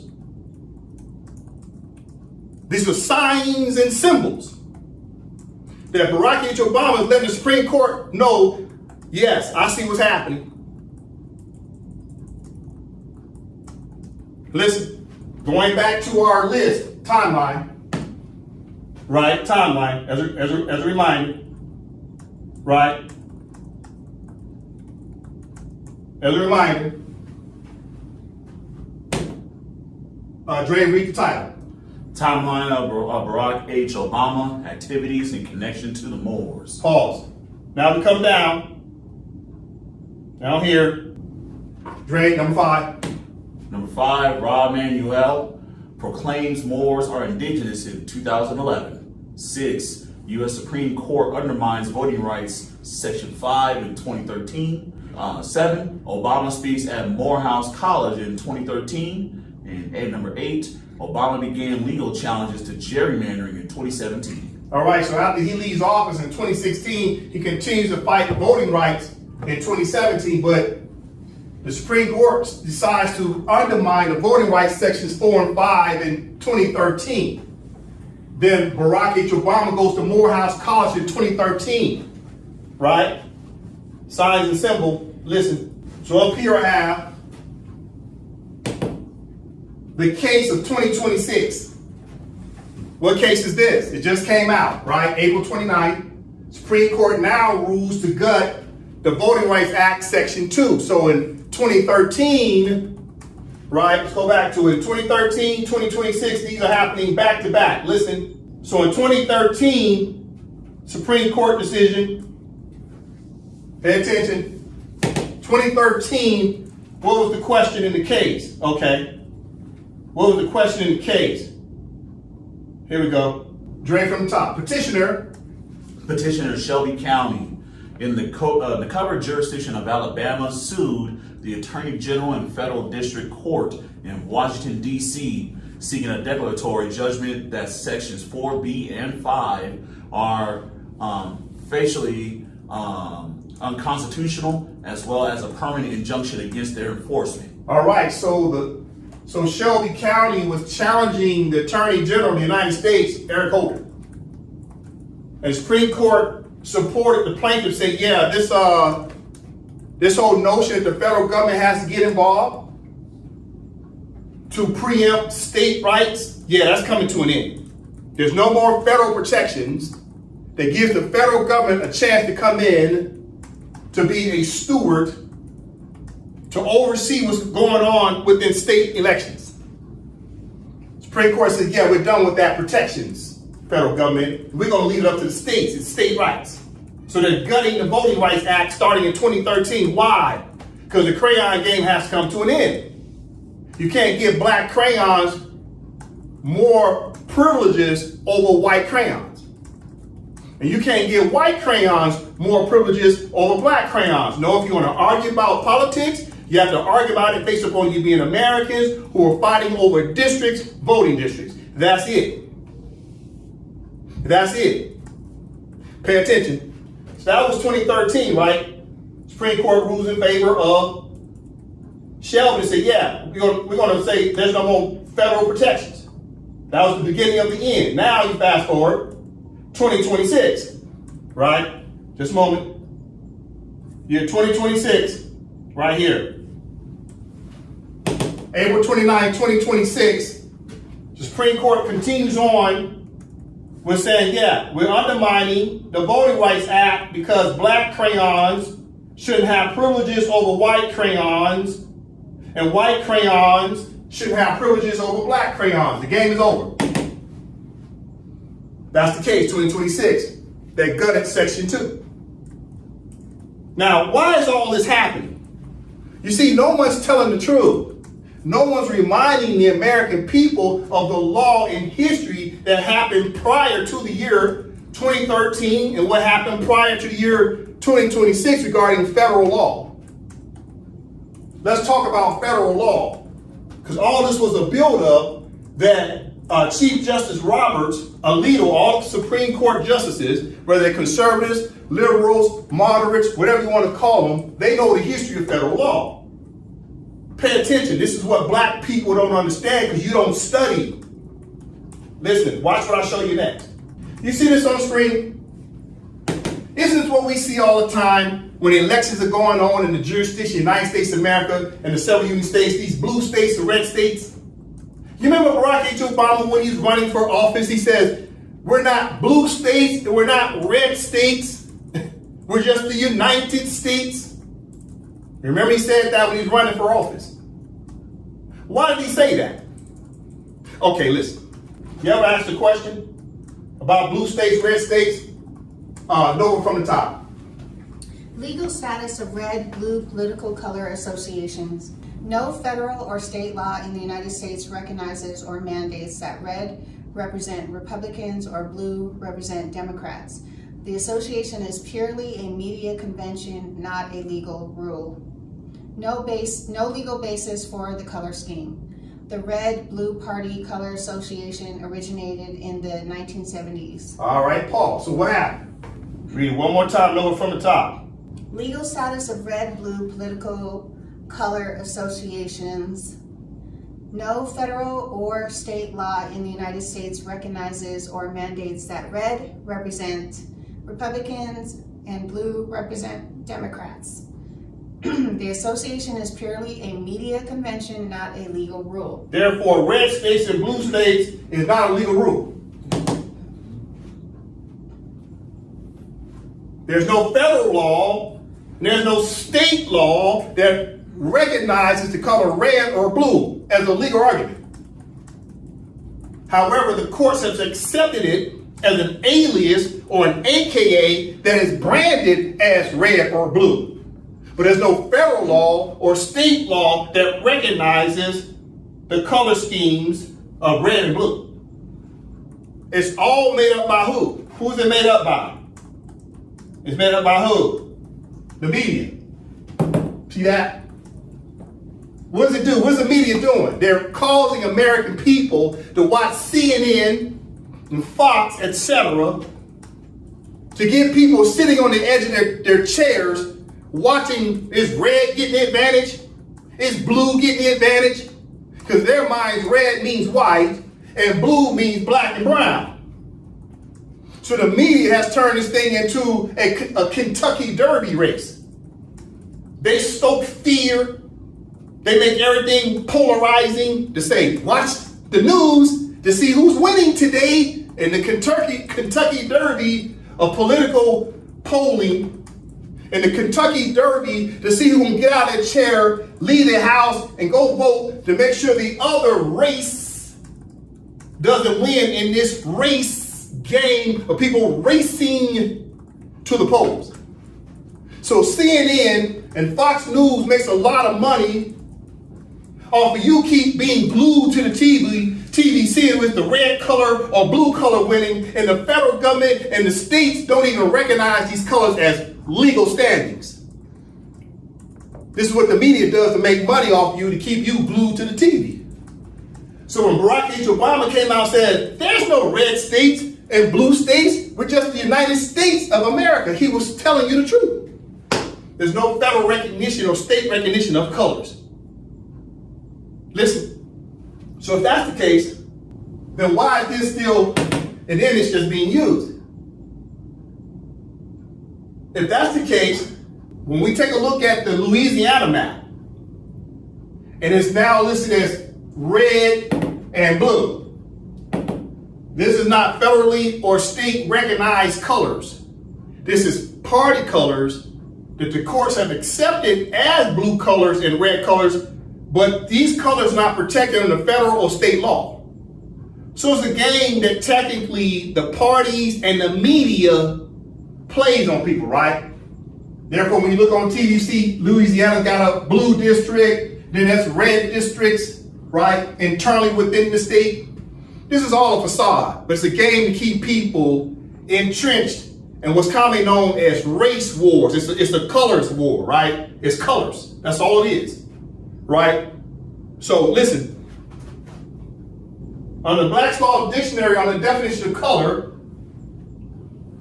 if there's no federal statute and no state statute, then that means the color red and the color blue is basically color of law, because there's nothing that formally recognizes party colors other than the parties themselves recognizing their colors, and the media then taking it and pitching it to the people to keep this Kentucky Derby game going on, where they keep talking about the red is getting ahead of the Kentucky Derby, and then the blue is coming back, and here comes the Kentucky Derby blue color. That's all this is. And it keeps people anxious. It gives you a form of depression, or sometimes it makes you feel victorious, because they turn this into a sport. Listen, under color of law, Brother Dre. Color, an appearance, semblance, or simulacrum as distinguished from that which is real, a prima facie or apparent right. Hence, a deceptive appearance, a plausible, assumed exterior, concealing a lack of reality, a disguise or pretext. Pause. All right, that's color. Okay? It's a disguise, a pretext, lacks of reality of federal law or state law.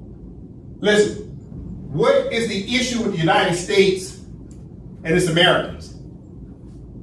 If you were to look in the dictionary and say, show me a picture of the citizens of the United States, this is what it should look like right here. Crayon or crayons. Because the people are addicted to playing a crayon or crayon game. They call human beings crayons. Their politics is based in crayons. Everything's about crayon or crayon status. It creates what's commonly known as an adversarial position with other Americans. It's an American on American dispute that's based in the designation of a caste system, and they made everything about color and race. This is the problem. If you look at the dictionary, this should be the picture of the citizens of the United States right there, based upon how they act. So the Supreme Court is coming in now to say, you know what, we got to get away from this crayon status. Now everybody just simply Americans, because human beings are not crayons. Listen, as a reminder, the Congress in the year 1790 passed a naturalization law that recognized free white persons. This started the caste system in 1790, saying that the only Americans we recognize as Europeans, and those Europeans coming from Europe will be recognized as white person. That's what started the caste system in 1790. Listen, I'm about to make a point. Then fast forward to 1870. Naturalization Act of 1870, July 14, 1870. Now all of a sudden the Moors, the naturalized Moors, the black Moors, right, became citizens of the United States by naturalization. Which immediately created what? A quote unquote Negro status, but Negro is a Spanish word for what? Black. So it created a caste system. They're keeping the caste system going on. But see, what you don't know in history is in the year 1952, the caste system was supposed to be abolished. I'll say it again. In 1952, the caste system was supposed to be abolished, and no one's teaching this to you. Listen, what do I have on the screen? It says Immigration and Nationality Act of June 27, 1952. You see that? 1952 Immigration and Nationality Act. This was a federal statute that abolished the caste system, meaning it abolished the free white person status. It got rid of the word free white person. It made it obsolete without effect. Within this act, you go down to section 311. Pay attention. Pay attention. Okay. Now we're down to section 311. This is very important for black people and white people to understand, because you don't know nothing about this, but this is your federal law as you being American. So pay attention, I'm gonna school you today. That the caste system was supposed to come to an end in 1952. Okay, note from the top. Eligibility for naturalization, Section 311(8) USC 1422. The right of a person to become a naturalized citizen of the United States shall not be denied or abridged because of race or sex, or because such person is married. Pause, read it again. Section 311(8) USC 1422.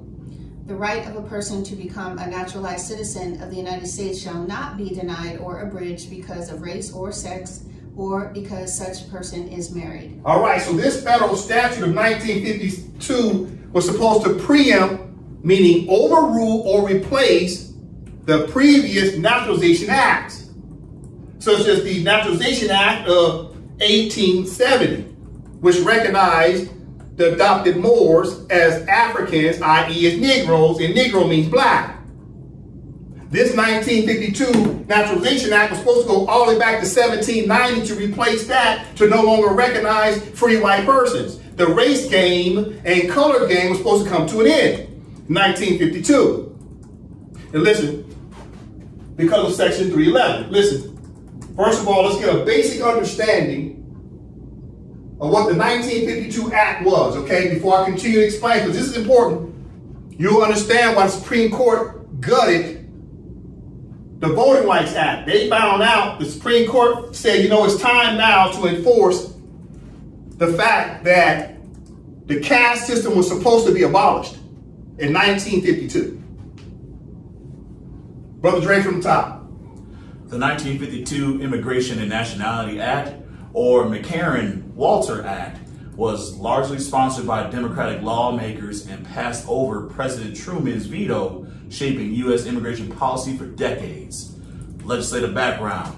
The Immigration and Nationality Act of 1952 consolidated decades of U.S. immigration laws into a single framework codified as Title VIII of the United States Code and maintained the national origins quota system favoring Northern and Western European immigrants while eliminating racial bars to citizenship. It also introduced stricter screening for ideological and security concerns, reflecting Cold War anxieties about communism. Pause. So right here, read this part right here. Title VIII. Codified as Title VIII of the United States Code and maintained the national origins quota system, favoring Northern and Western European immigrants, while eliminating racial bars to citizenship. Read this part right here again. While eliminating racial bars to citizenship. You see that? So 1952 Act was eliminating racial bars. Eliminating means what? It's striking racial statuses. Continue. Democratic Party involvement. Key Democratic sponsors included Senator Pat McCarran, D. Nevada, and Representative Francis E. Walter, Democrat of Pennsylvania. McCarran, as chairman of the Senate Judiciary Committee, proposed a restrictive immigration bill emphasizing national security, economic potential, and ideological screening, while Walter introduced a similar measure in the House. Their proposals were combined into the McCarran-Walter bill, which ultimately became the 1952 Act. The Democrats' involvement was complex while they sponsored the legislation. It included both restrictive measures and provisions promoting family reunification and minimum quotas for all countries. Continue. Political context and veto override. President Harry Truman, a Democrat, vetoed the bill, criticizing its discriminatory quotas and broad deportation powers, warning that it conflicted with American ideals and could harm foreign policy. Despite this, Congress, with significant Democratic support in both chambers, override the veto, reflecting Cold War era priorities of ideological screening over civil liberties. The act became law on June 27, 1952. Continue. Key provisions: maintained the national origins quota system favoring Northern and Western Europe, eliminated racial restrictions on naturalization, established screening for ideological and security risks targeting suspected communists, promoted family reunification, exempting spouses and children from numerical caps. set a minimum quota of 100 visas per country. All right, so you see right here, this part right here, one of the bulletin points that eliminated racial restrictions on naturalization. So in 1952, this particular federal statute was basically abolishing the caste system. You gotta pay attention, you gotta catch it. Listen, watch this. Listen very closely, black people. Listen. Brother Dre. Legacy. The act shaped U.S. immigration policy for decades, balancing organizational clarity and codification with Cold War era restrictions. It remained the foundation of immigration law until the 1965 Immigration and Nationality Act amendments abolished the national origins quota system. Democratic lawmakers played a central role in both sponsoring the legislation and navigating its passage despite internal party disagreements and Truman's objections. All right, so read it again. Legacy. The act shaped U.S. immigration policy for decades, balancing organizational clarity and codification with Cold War era restrictions. It remained the foundation of immigration law until the 1965 Immigration and Nationality Act amendments abolished the national origins quota system. Democratic lawmakers played a central role in both sponsoring the legislation and navigating its passage despite internal party disagreements and Truman's objections. All right, so what's it saying here? The 1952 Immigration and Nationality Act was then changed in 1965. It was preempted or overruled by the 1965 Civil Rights Bills. Because the 1965 Civil Rights Bills brought back what? It brought back the caste system. Because civil rights start to recognize black people as having privileges, protected privileges while being Americans. So the 1952 Naturalization Act took away the caste system. No more blacks, no more whites, just Americans. 1965 Civil Rights Act brought back protections for blacks, which automatically implied what? There should be protections for who as well? Whites. You can't have laws that only protect one class of people. So in 1965, that Voting Rights Act brought back protections for whites and blacks. So it started the race game arguments all over again that should have came to an end in 1952. So let's learn more about the 1952 Act. Did it actually abolish the free white person status? And if it abolishes the free white person status 1952, it means it automatically abolished anybody that would have been known as having free black person rights, or yellow person rights, or brown person rights, etc. No one had a crayon right after 1952 up until 1965. Listen, this is what black America don't understand because you don't study law. All you do is march and pray, but you don't read law. Okay, now I asked DeepSeek a question. I said, did the 1952 Immigration and Naturalization Act abolish the free white person status? And here's the answer. No, from the top. Answer, yes. Section 311 of the Immigration and Nationality Act of 1952 effectively repealed the free white person requirement for naturalization. This provision, codified at 8 U.S.C. 1422, explicitly states that the right to become a naturalized citizen shall not be denied or abridged because of race. This directly countermanded the racial bar that had existed since the Naturalization Act of 1790, which limited naturalization to free white persons. The 1952 Act as a whole abolished the racial restrictions found in prior statutes, thereby rendering the free white person requirement obsolete. Therefore, while Section 311 may not explicitly use the phrase free white person, It is the provision that eliminated the racial basis for naturalization, including the free white person status. Pause. So right here.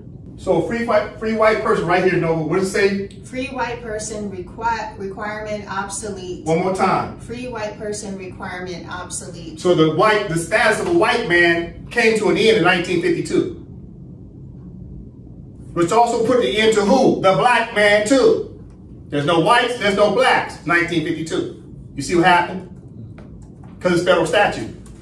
The caste system was coming to an end.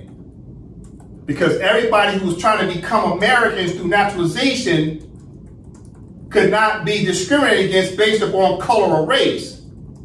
Therefore, once they met the test to come in could not be based on color and race. So once people came in after 1952 to become Americans, it automatically said everybody else that was already born or naturalized could also say that they don't fall under a race. You let new Americans come in, they say we don't have a race. We don't have a color because federal law disallowed that. Which means all the other Americans also had to let go of their black and white status too. You see? It changed the game after 1952. Pay attention. Continue, Noel. I will cite the sources of 8 USC 1422 Section 311, the Naturalization Act of 1790, and the Wikipedia article on the 1952 Act. Pause. Let's read about free white person requirement. Let's listen. 1. The original free white person requirement. The Naturalization Act of 1790, the first federal naturalization law, limited eligibility to any alien being a free white person who had resided in the United States for at least 2 years and could prove good moral character. This racial restriction excluded Native Americans, indentured servants, enslaved people, free black people, and later Asian immigrants. The requirement persisted with some modifications. Example, the Naturalization Act of 1870 extended citizenship to aliens of African nativity and persons of African descent, but remained a central barrier for most non-white immigrants until the mid-20th century. Continue. 2. Section 311 of the Immigration and Nationality Act of 1952. Section 311, codified as 8 USC 1422, states, the right of a person to become a naturalized citizen of the United States shall not be denied or abridged because of race or sex or because such person is married. This language directly prohibits any denial of naturalization based on race. By establishing that race cannot be a ground for rejection, Section 311 directly contradicts and overrides the free white person requirement. Continue. 3. The 1952 Act as a whole abolished racial bars. The Immigration and Nationality Act of 1952, also known as the McCarran-Walter Act, was a comprehensive overhaul of U.S. immigration and naturalization law. It abolished the racial restrictions found in all prior naturalization statutes, including the 1790 Act.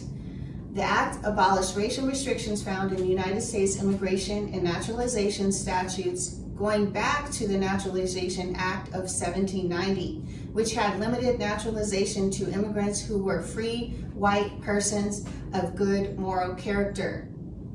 Explicitly eliminated the free white person criterion, making all applicants, regardless of race, eligible for naturalization provided they met or they meet other statutory requirements.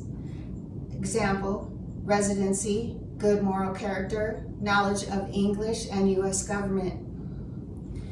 Thus, while Section 311 is the specific provision that states the anti-discrimination principle, the entire 1952 Act was designed to sweep away the long-standing racial bars, including the free white person status. Pay attention. Conclusion. Yes, 311 of the Immigration and Nationality Act of 1952 repealed the free white person requirement by mandating that naturalization cannot be denied or abridged because of race. Section 311 dismantled the racial barrier that had existed since 1790. The 1952 Act as a whole finalized this change, making citizenship through naturalization open to all qualified applicants regardless of race. So what did this 1952 Act do? Not only did it affect immigration status for people to come in to become Americans, they could not check a box for white, black, red, yellow, or brown, or say they're Hispanic or Asian. No, you're just coming in, your nationality is just simply X. Let's say you're, let's say you're Jamaican. Jamaican is your nationality. You're just trying to become now American citizen, right? That's it. Jamaicans trying to become Americans, either by dual citizenship, or they're trying to renounce their citizenship of Jamaica and simply become Americans. It's just a nationality status now. You're German, you're trying to become American, okay. This ain't about you being white. This ain't about you being any crayon color. What's your nationality? You trying to become what? American. Okay, take the test. It ain't about crayons no more. It ain't about color no more in 1952. You see? Now don't get me wrong. The citizens, more specifically, the white men of the Republican Party, were very upset with the Democratic Party because the Democratic Party struck through the status of white men having certain high-ranking caste system powers to be known as the true Americans. Now they had to share the status of American with everybody. That really upset them bad in 1952, and they were upset with the Democratic Party. Keep in mind, in 1952, that was an election year too. Just like what's happening in year 2026, this is a midterm election year. And all this stuff is happening between the Democrats and the Republicans. Listen, it's very important for people to pay attention. I'm talking law. All right, so we're going back to the federal law, the Immigration and Nationality Act of 1952, Section 311 reads as follows: the right of a person to become naturalized citizen of the United States shall not be denied or abridged because of race or sex or because of such person is married, so abolish the crayon status. Okay, listen, let's go back to what we were reading. Under Wikipedia, we were reading about the act. What does it say right here on the legacy? Catch what just happened in 1965. Brother Dre, read it again. Legacy. The act shaped U.S. immigration policy for decades, balancing organizational clarity and codification with Cold War era restrictions. It remained the foundation of immigration law until the 1965 Immigration and Nationality Act amendments abolished the national origins quota system. Democratic lawmakers played a central role in both sponsoring the legislation and navigating its passage despite internal party disagreements and Truman's objections. So in 1965, just 13 years later after 1952, 13 years later, the 1965 federal law preempted and overruled the 1952 law, and it brought back the caste system again because the Civil Rights Bill started recognizing black crayons as having protected privileges, which automatically implied that the white crayon should have also had equal protections under the law. You cannot separate Americans and say one American has more rights than the other. The Civil Rights Bill gave black people so-called protections to create equality, but in reality, the law was giving them protections where now them protections allow black people to control even districts and territories within the several union states. White people then became offended because they didn't know how to stop it, which meant that whites were now being what? Undermined by the federal law. And blacks were being what? Promoted because of federal law,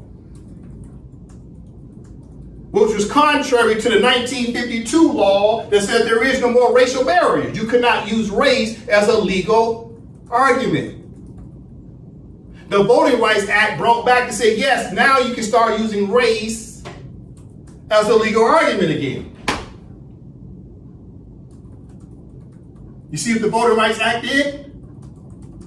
Okay, so when the Supreme Court in 2026 and 2013, stand by. So now you go back to the case and you'll understand why the Supreme Court, at least I'm trying to give you an understanding, why was the Supreme Court in 2013 trying to now go back and say, you know what, we got to get rid of the race game in the case of Shelby County, Alabama versus Holder Attorney General et al. Because the race game came back in effect. 2013, Barack Obama was running around saying we got to get rid of colonialism and we got to start putting these Moors back into their proper status of being Moroccans again. So the Supreme Court says, okay, 2013, okay, let's start working on that. Let's take away the voting rights of crayons. That way these black people say, okay, they want to vote, they just got to vote as Americans and not as black people. And white people can't vote as white people, they have to vote as Americans as well. That starts to put hardships on black Americans because black Americans feel as though their rights are being infringed against, which now forces them to start thinking about alternative solutions. One of the solutions is what? Pledging your allegiance back to the Empire of Morocco according to the treaties, because treaty says these blackamoors who were adopted under the 14th Amendment were supposed to do what? Choose between entire submission to the laws of the empire to go back and become Moroccans again within the Empire of Morocco that I'm standing on. Two separate jurisdictions, two separate countries sharing the same territory. So Supreme Court's making these moves. And then, in 2026, listen, the case 2026, April 29th, Supreme Court, Louisiana versus Cayenne. They say, okay, we're going to vote the rest of the provisions of the Voting Rights Act because you can't give black crayons more privileges than white crayons. And white crayons not supposed to have more privileges than black crayons. So how do we neutralize this game? You got to get rid of the caste system again. Listen. So what should have happened after 1952 or 2026? Listen, Ron Emanuel and Barack H. Obama wanted you to read the Charter of the United Nations, chapter 11, that talked about the declaration regarding non-self-governing territories. Black people, you want to govern? And you want people to look like you in your government? Great. Go read the Charter of the United Nations under chapter 11, and you will find out if you want to self-govern with people who look like you in the mirror. You want to self-govern? You want your legislators and head of state and judges to look like you? Then you got to read the Charter of the United Nations to see under Article 73, you have a right to do what? You have a right to do what? What did you have a right to do? Okay, pay attention. You have a right to do what? Declare independence. You see that? In other words, Martin Luther King had already told you in 1963 that the whole world was decolonizing at jet light speed. Go back and read his 1963 letter he wrote to the 8 clergymen from the Alabama jail. And he said the world was decolonizing at jet light speed. He said these people who are indigenous to this land, who was here before the Plymouth and here before the Declaration of Independence, were what? Indigenous people that were already here before the Europeans. He said that we were supposed to be seeking what? Political independence and not political integration. Not integration, but decolonization. Then he turned around and told you, you know what, I have marched my people into a burning building, i.e. a burning house. What was he trying to say? He marched the people into integration when the whole world was doing decolonization for political independence, for people to run their own country. The man went to Moore House, the house of the Moors. And he knew he should have been helping the Moors to decolonize under a Declaration of Independence, and then supported by what? Supported by what? A Constitution. Constitution of the Empire of Morocco, because that's what's recognized in the treaties the United States of America recognizes Morocco as the sovereign independent state. There will be no United States of America without the Moors, the Sultan of Empire of Morocco allowing the Americans to stay in this continent under our protections, because they were trying to get away from Great Britain. So the original Americans of the 13 colonies were seeking refuge and asylum under the protection of the Sultan Sidi Muhammad, basically since the year 1774. So Martin Luther King knew that we were not supposed to be practicing integration under the Civil Rights Act. He knew that.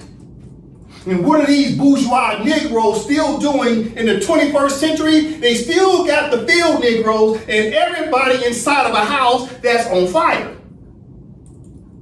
The Supreme Court of the United States is somewhat trying to adjust this to say, you blackamoors who got adopted in 1868, it's time for you to follow your treaty obligations to go and pledge your allegiance to your original political mother, was the Empire of Morocco.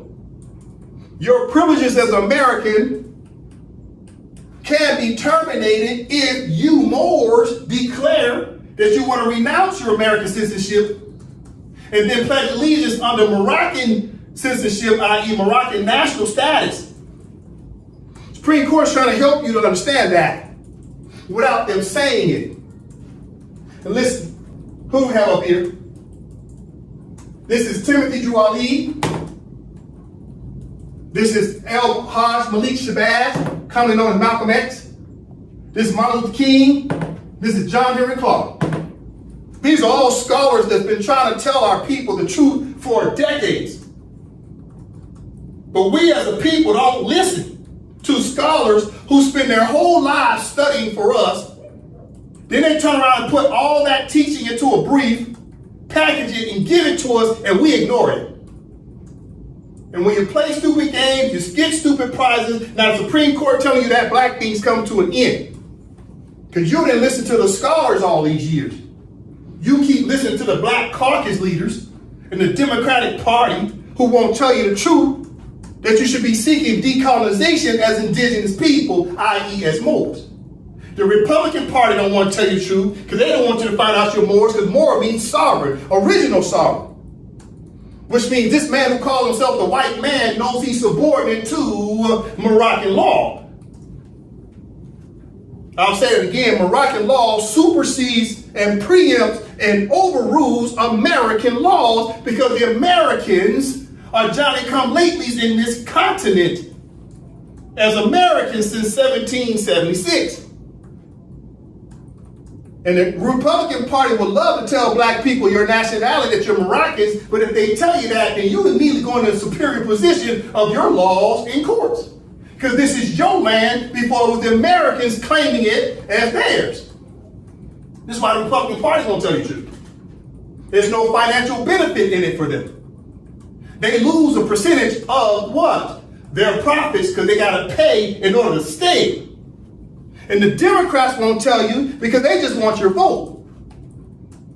That way, when they get in office, they can continue to enrich themselves just like the Republicans are enriching themselves. It's just a game just to get your vote. And this Kentucky Derby called colors. And these brothers up here at the very least try to tell you the game and you didn't listen. Listen, there's a start close out. I'm going to read about 9 pages.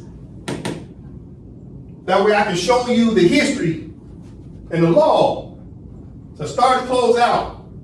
Pay attention to what's being said. It's about 9 pages.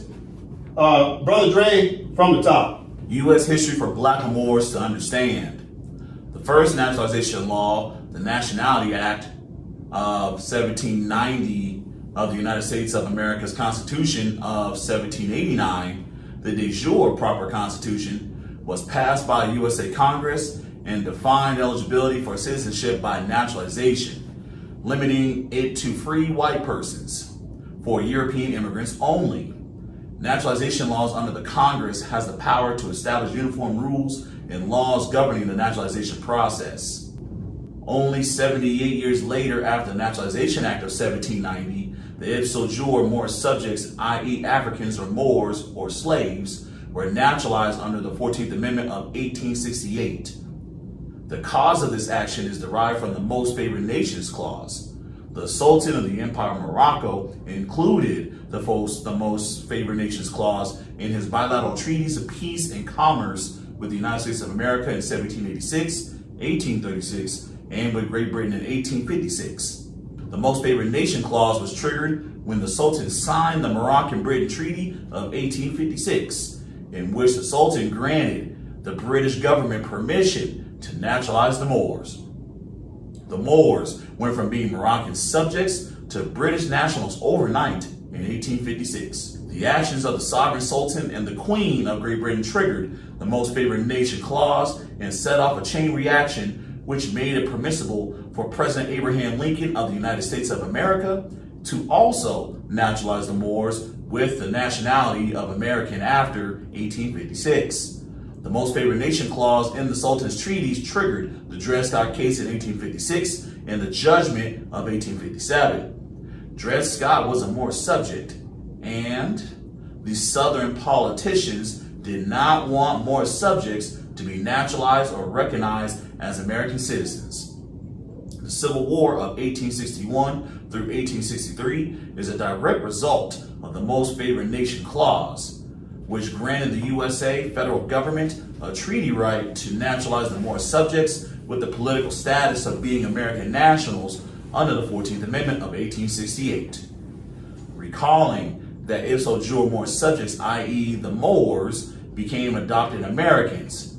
However, the Moors did not pledge any allegiance to the USA Constitution of 1789 or any allegiance to the U.S. Constitution of 1871. Moreover, the 1870 Naturalization Act of Congress recognized Africans and their descendants as citizens of the United States. However, the Naturalization Act did not recognize Africans as free white persons.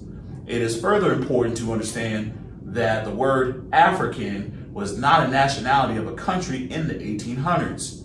The appropriate name that should have been used in the 1870 Naturalization Act was either Moroccan or Moor, as specifically expressed in the Moroccan-American Treaty of Peace and Friendship of 1786 and 1836.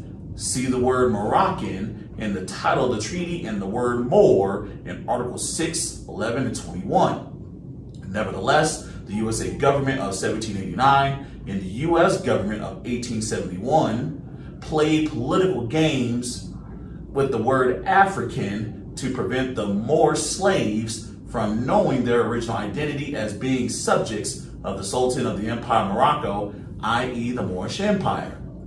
The United States has been desperately trying to hide the original identity of the black people for over 250 years. Why?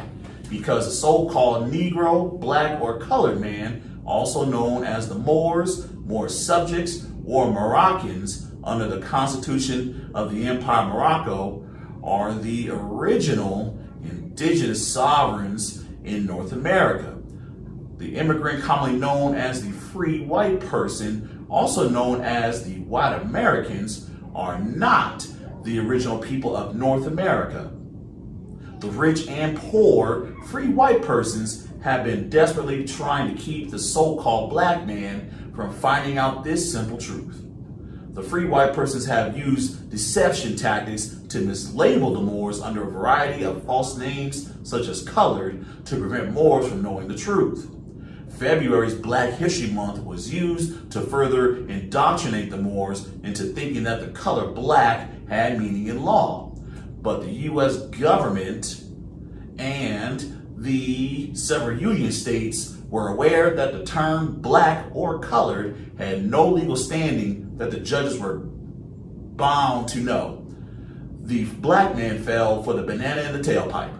The term banana in the tailpipe means the free white persons pulled a prank on the Moors by calling them black, which allowed the free white persons to temporarily pretend that they are the absolute sovereigns of North America, while the sleepy Moors acquiesced in accepting the false name of being Crayola crayons under the protections of the free white person's government since 1868. It is also important to note that the house Negroes, known as the sellout blackamoors, in their disgraceful secret societies, have assisted and continue to assist the free white persons in keeping the secret Moorish identity away from the young field Negroes since 1868 to present day of 2026. Sad but true. Your time is up, Black House Negroes, because the Moroccan government of the Empire of Morocco is going to expose the unlawful propaganda and crimes against humanity that you and your free white persons continue to impose upon naturalized Moors of the United States. The Moorish Consular Court, the MCC, will be in full force and effect against Black and white Americans who continue to violate the Moroccan-American treaties, Moroccan statute law, and the customs of international law in the region of North America. The indoctrination of the Negro, naturalization, and colonization is coming to a speedy end in North America. It is time for the free white persons to publicly remind the American citizens that they are not the original people of North America, and therefore the United States laws do not preempt the laws of the Empire of Morocco's country and its Moorish government in North America. It's time for the Moroccans and the Americans to shake hands after 250 years of disrespect. It's time to respect the shared jurisdiction of our two great countries in North America.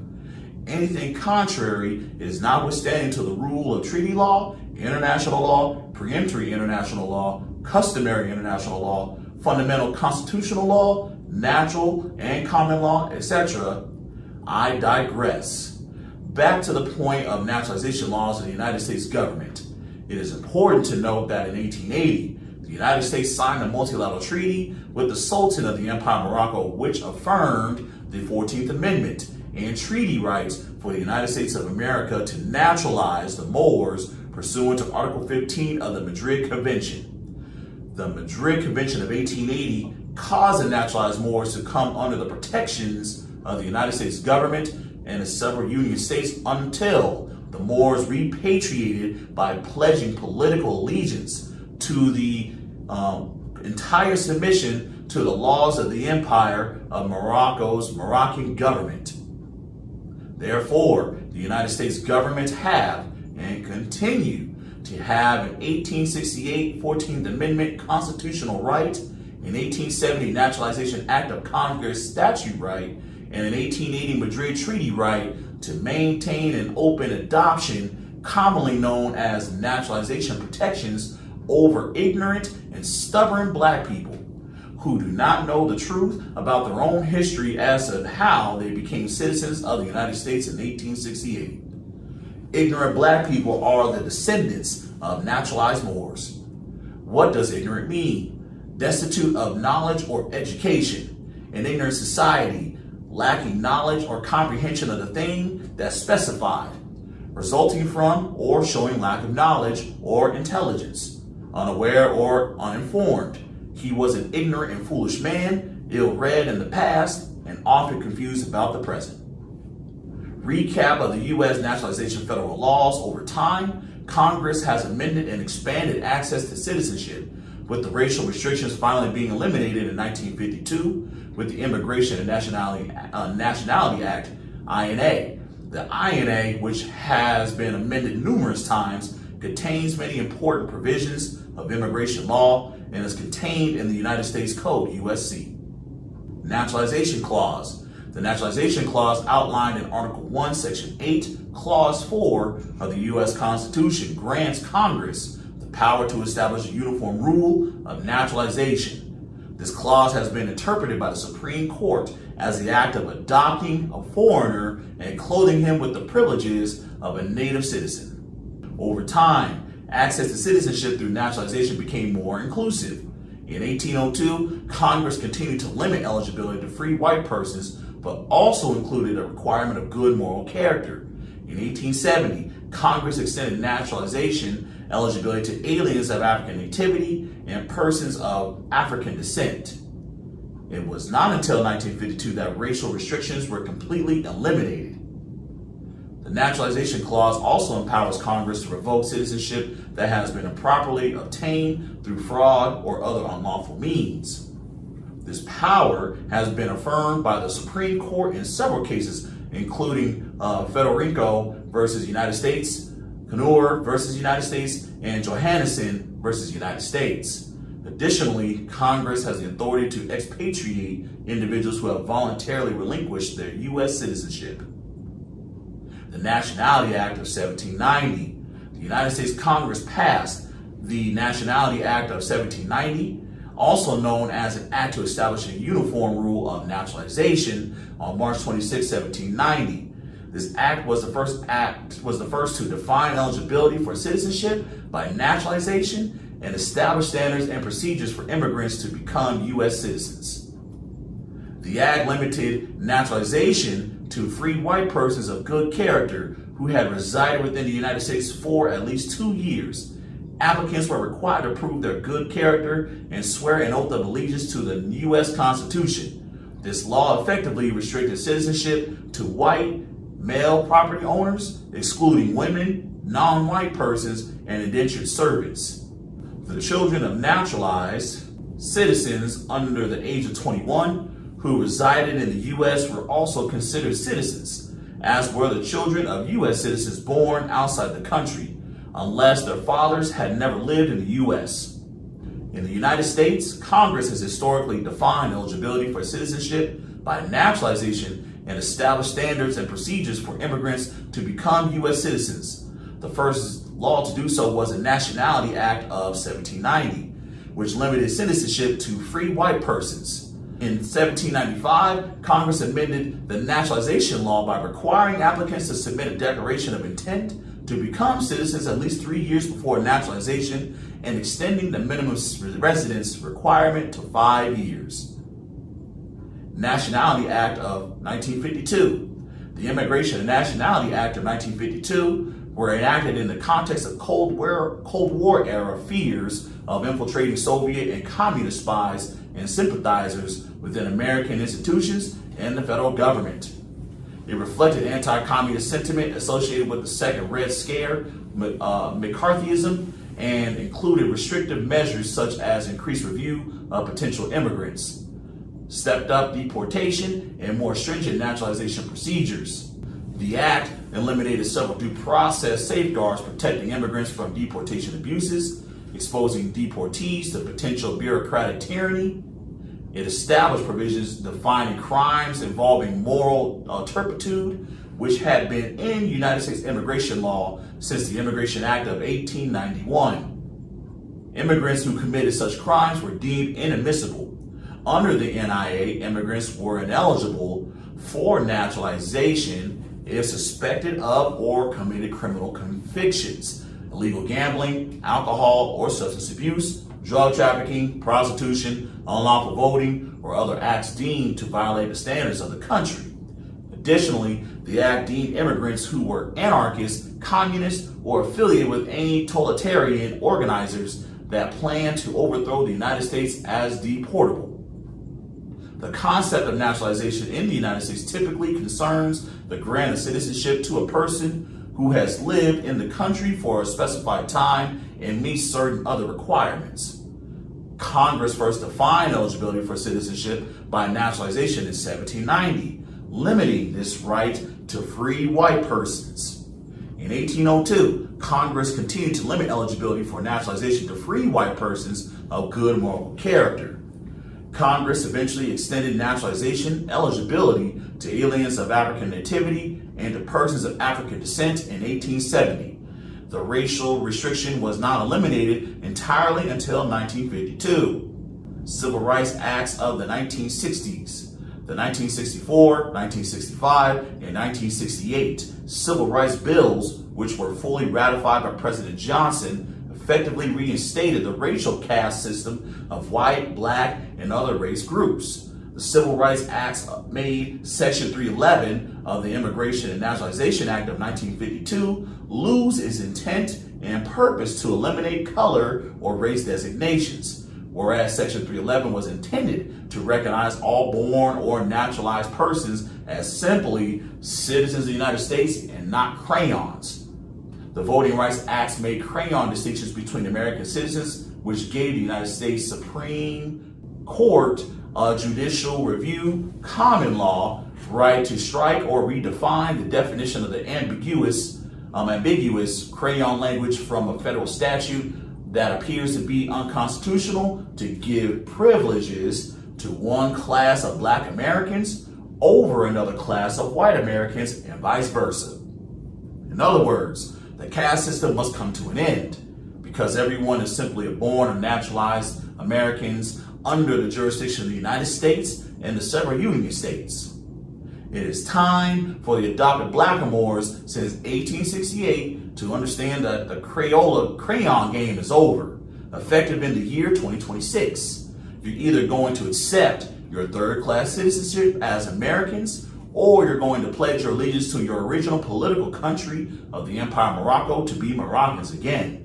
The doors of the Empire of Morocco are open for all that want to be reborn as Moors under your biological political mother's jurisdiction and house rules. If not, then at least stop complaining about your foster parents' jurisdictional house rules of the United States and the several Union states. Lastly, you can never say that you were not told the truth about your true history and identity.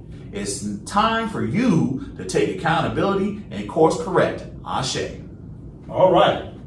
So, upon reading that, you must understand that there are only 4 choices for people who call themselves Black.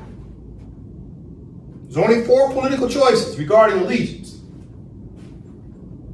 The 4 choices you have according to law of constitutions and treaties is that either you're going to pledge your allegiance to the Empire of Morocco on this flag, and here's the Sultan as head of state, Sultan Kindin Bey of the Empire of Morocco, who looks just like you.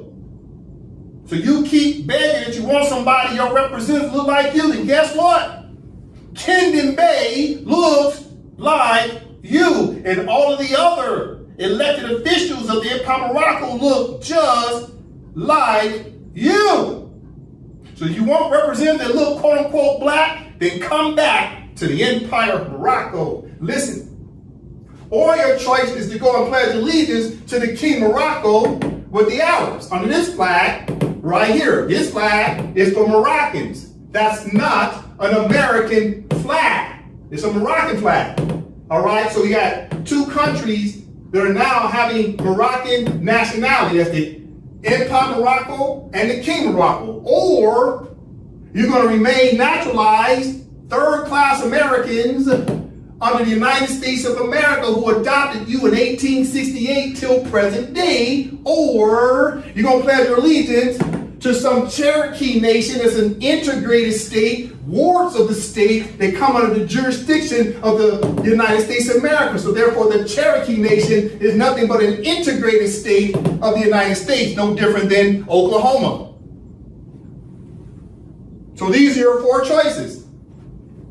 And this is what we have to understand as a people, that the United States Supreme Court has already ruled to say that the caste system must go away because it can no longer give people who call themselves Black Americans privileges over white Americans. And white Americans shouldn't have privileges over Black Americans. You're just simply Americans. Or these Black Americans have to understand that they have to come back and become Moroccans. So you're going to be American or Moroccan. I am with that. Islam. Islam.